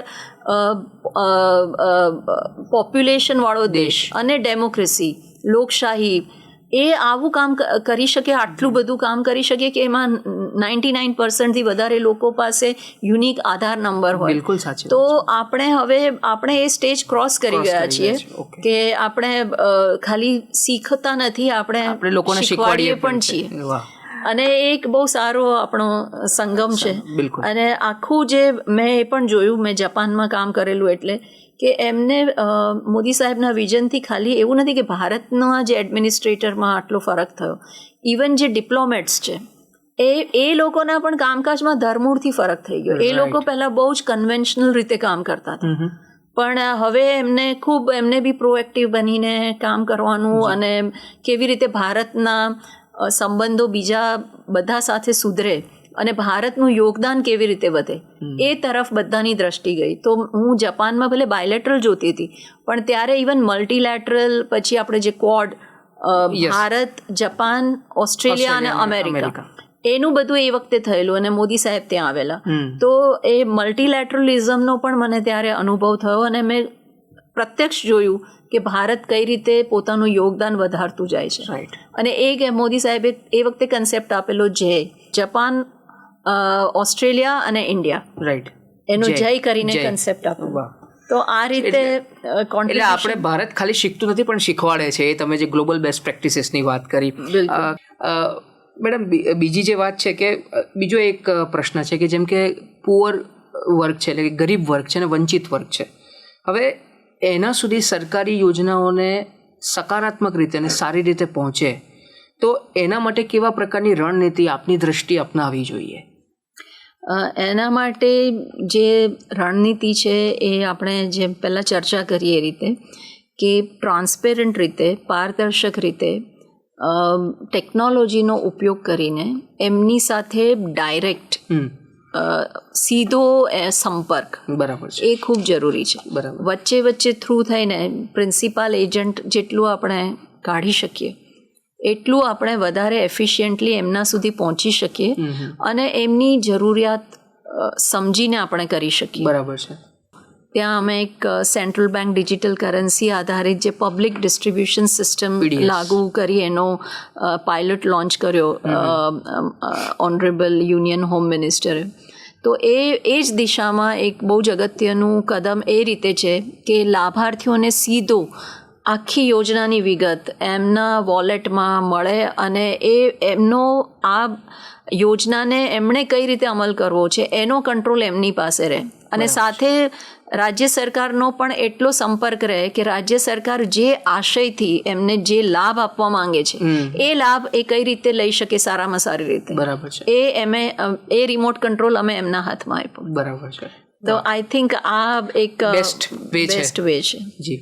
આપની મેડમ શરૂઆતની બાળપણની વાત કરી, આપના પ્રોફેશનની અત્યારે જે કામ કરી રહ્યા છો, કરિયરની વાત કરી, થોડીક અંગત વાત પણ કરું કારણ કે સ્વાભાવિક છે કે આટલું બધું સ્ટ્રેસફુલ લાઈફ જીવતા હો તો પોતાનો કોઈકને શોખ હોય. તમે શરૂઆતમાં કીધું આપ કથક, આરંગેત્રમ, ભરતનાટ્યમ અને ટેનિસ પણ આપ રમો છો. અને બીજી વાત પણ વણી જ લઉં છું આની અંદર કારણ કે સમય ઓછો છે. આપની બંને દીકરીઓ, તો શું એ પણ સિવિલ સર્વિસમાં એટલું ઈચ્છુક છે જવા માટે? એના વિશે શું કહેશો? પહેલાં તો જે વર્ક લાઈફ બેલેન્સની આપણે વાત કરીએ તો મેં કહ્યું એ રીતે મારા એક્સ્ટ્રા કરિક્યુલર એક્ટિવિટીઝ પહેલેથી રહી છે. પહેલેથી મને નૃત્યનો, સંગીતનો આનો શોખ હતો, પેઇન્ટિંગનો પણ શોખ હતો, હજી પણ છે. કરો છો આપ પેઇન્ટિંગ અત્યારે? પેઇન્ટિંગ થોડું ઓછું કરી શકું છું પણ સંગીત અને નૃત્યનો થોડો મહાવરો ચાલુ રહે છે. શોખ હજુ જીવતો રહ્યો છે. શોખ જીવતો રહ્યો છે.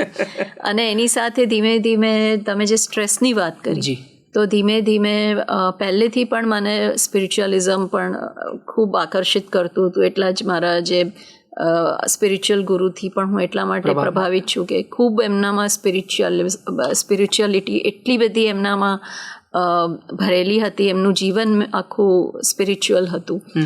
તો મેડિટેશન, યોગ આ બધું પણ મારી લાઈફમાં આનું ખૂબ અગત્યતા છે.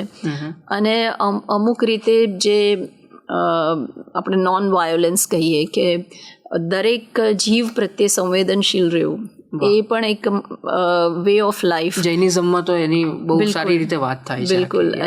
એ પણ મને ખૂબ it's very close to my heart.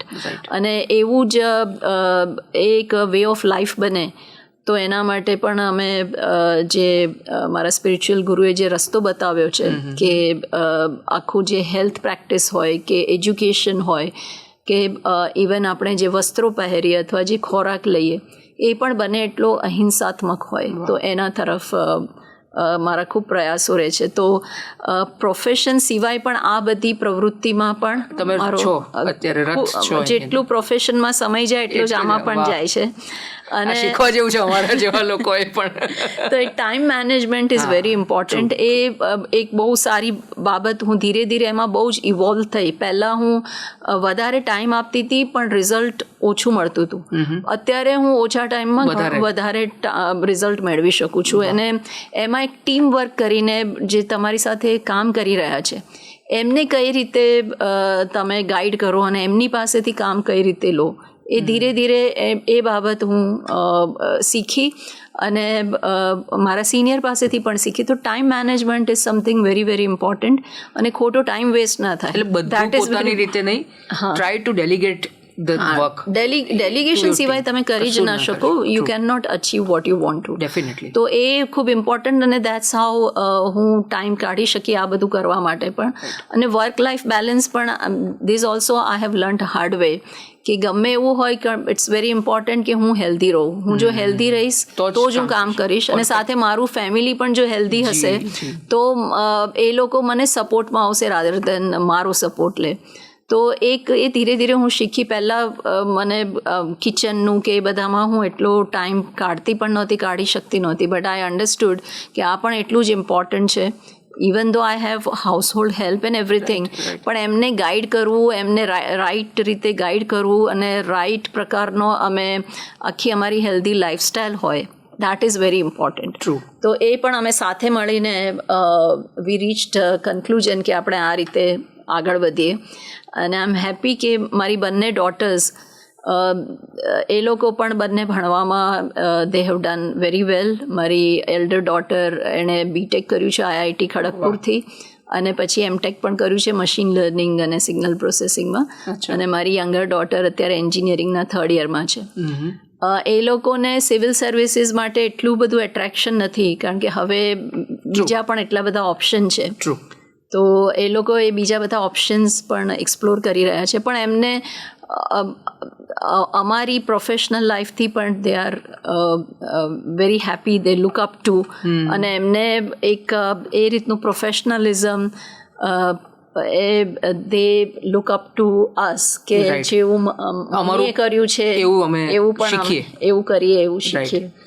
They are like my best friends. તો ઓફકોર્સ એ તો હોવું જ જોઈએ. તો જ વાત, જે અમુક વાતો એવી હોય છે કે જે કદાચ શેર કરતા ખચકાય નહીં. બરાબર. અને એ અમારું આટલું, મારી બંને ડોટર્સ અત્યારે none of them is a teenager, પણ તેમ છતાં આટલું ક્લોઝલી નીટ ફેમિલી રહ્યું છે, દેટ ઇઝ વેરી ઇમ્પોર્ટન્ટ. એ જે ફેમિલી લાઈફ તમે જે એન્જોય કરો છો તો એ ફેમિલી માટે ટાઈમ આપ્યા વગર પોસિબલ નથી. બરાબર છે. અને I will suggest that everyone should spend time with their family. Definitely જ્યારે ફેમિલી સાથે ટાઈમ સ્પેન્ડ કરો ત્યારે નો વર્ક. મેડમ, બીજો જે પ્રશ્ન છે કે સિવિલ સર્વિસનું જે મહત્વ છે, what is the importance in today's era? કારણ કે ઘણું બધું તમે જ્યારે કર્યું, of course that was different era. અત્યારે એક આખું માળખું બદલાયું છે, અલગ અલગ પેરામીટર્સ બદલાયા છે. What is your opinion on that? So civil services, I will say even આજે પણ ખૂબ ઇમ્પોર્ટન્ટ છે, પણ એનું આખું કેરેક્ટર બદલાઈ રહ્યું છે. આપણે એક મેં જે વાત કરીએ કે એક ફ્યુડલ અપ્રોચ હોય. ફ્યુડલ અપ્રોચ એટલે એક આપણે એક ઓથોરિટીથી વાત કરવાની, ઓફિસરનું એ રીતનું હોય. તો આપણે પહેલાં એ જોતા હતા કે લોકો પણ કહેતા હતા કે IAS ઓફિસર એટલે બહુ જ એમનું મગજમાં એકદમ ઓથોરિટી હોય ને એ બધું. અને મેં તમને કહ્યું કે હું પહેલેથી ઇગેલિટેરિયન સોસાયટીમાંથી આવેલી, સો એ મારા માટે થોડું ડિફિકલ્ટ હતું. I can never assume that kind of authority. ઓથોરિટીમાં તમે સિનિયરને ખૂબ રિસ્પેક્ટ આપો ને જુનિયરને દબાવી રાખો કેવું, પણ એવું મારા માટે ખૂબ ડિફિકલ્ટ હતું. I generally treat both of them more or less equally. હું જુનિયર પાસેથી પણ સલાહ લઉં, અને મને ક્યારેક લાગે કે સિનિયરની આ વસ્તુ કદાચ આમ નહીં ને આમ હોય તો વધારે સારું થાય, તો આઈ ડેર ટુ સ્પીક. તો ઘણીવાર બધા મારી સામે જોઈ પણ રહે કે અરે તમે સિનિયરને આવું કહો છો. પણ એ કારણ કે મારું બ્રિંગિંગ અપ જ એ રીતનું છે કે એવી રીતનું મેં કહ્યું, ઇવન મારા ગ્રાન્ડ પેરેન્ટ્સ માટે પણ એવું, they var also like hour friends. તો એ બહુ ઇમ્પોર્ટન્ટ છે કે ધીમે ધીમે ફ્યુડલ કેરેક્ટરમાંથી ઇગેલિટેરિયન કેરેક્ટર તરફ આપણે જઈએ. That is very important. અત્યારે જે સ્ટેજ ઉપર ભારત છે અને જે આખું વિઝન છે વિકસિત ભારતનું, એના માટે જો આ માઇન્ડસેટ બદલાવવું જ પડે. ફ્યુડલ માઇન્ડસેટ કે ઓથોરિટીવાળું માઇન્ડસેટ ન ચાલે. તમારે ઇગેલિટેરિયન માઇન્ડસેટ જ જોઈએ તમારે. અને we have to work as a team.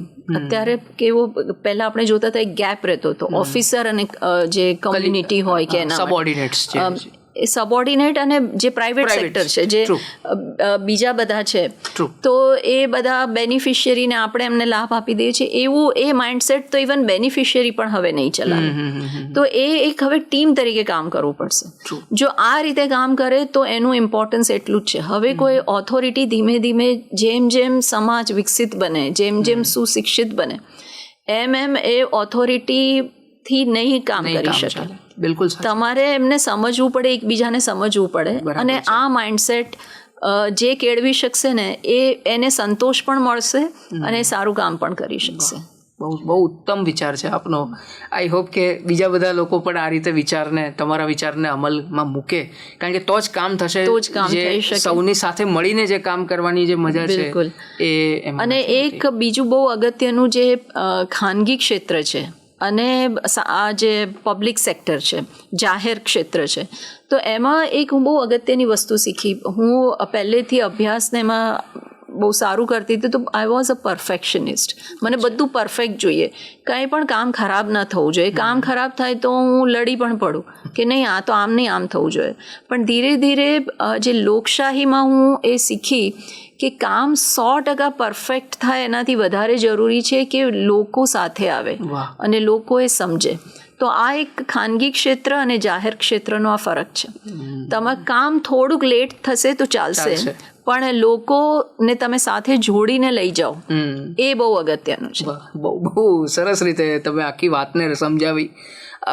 Madam, તમને હું એવું પૂછું કે તમારે કારકિર્દીમાં કોઈક એવો નિર્ણય જે તમારે પાછા વળવાની તક મળે ને બદલવો હોય, તો એવો કોઈ નિર્ણય બદલવાની કોઈ વિચાર ખરો?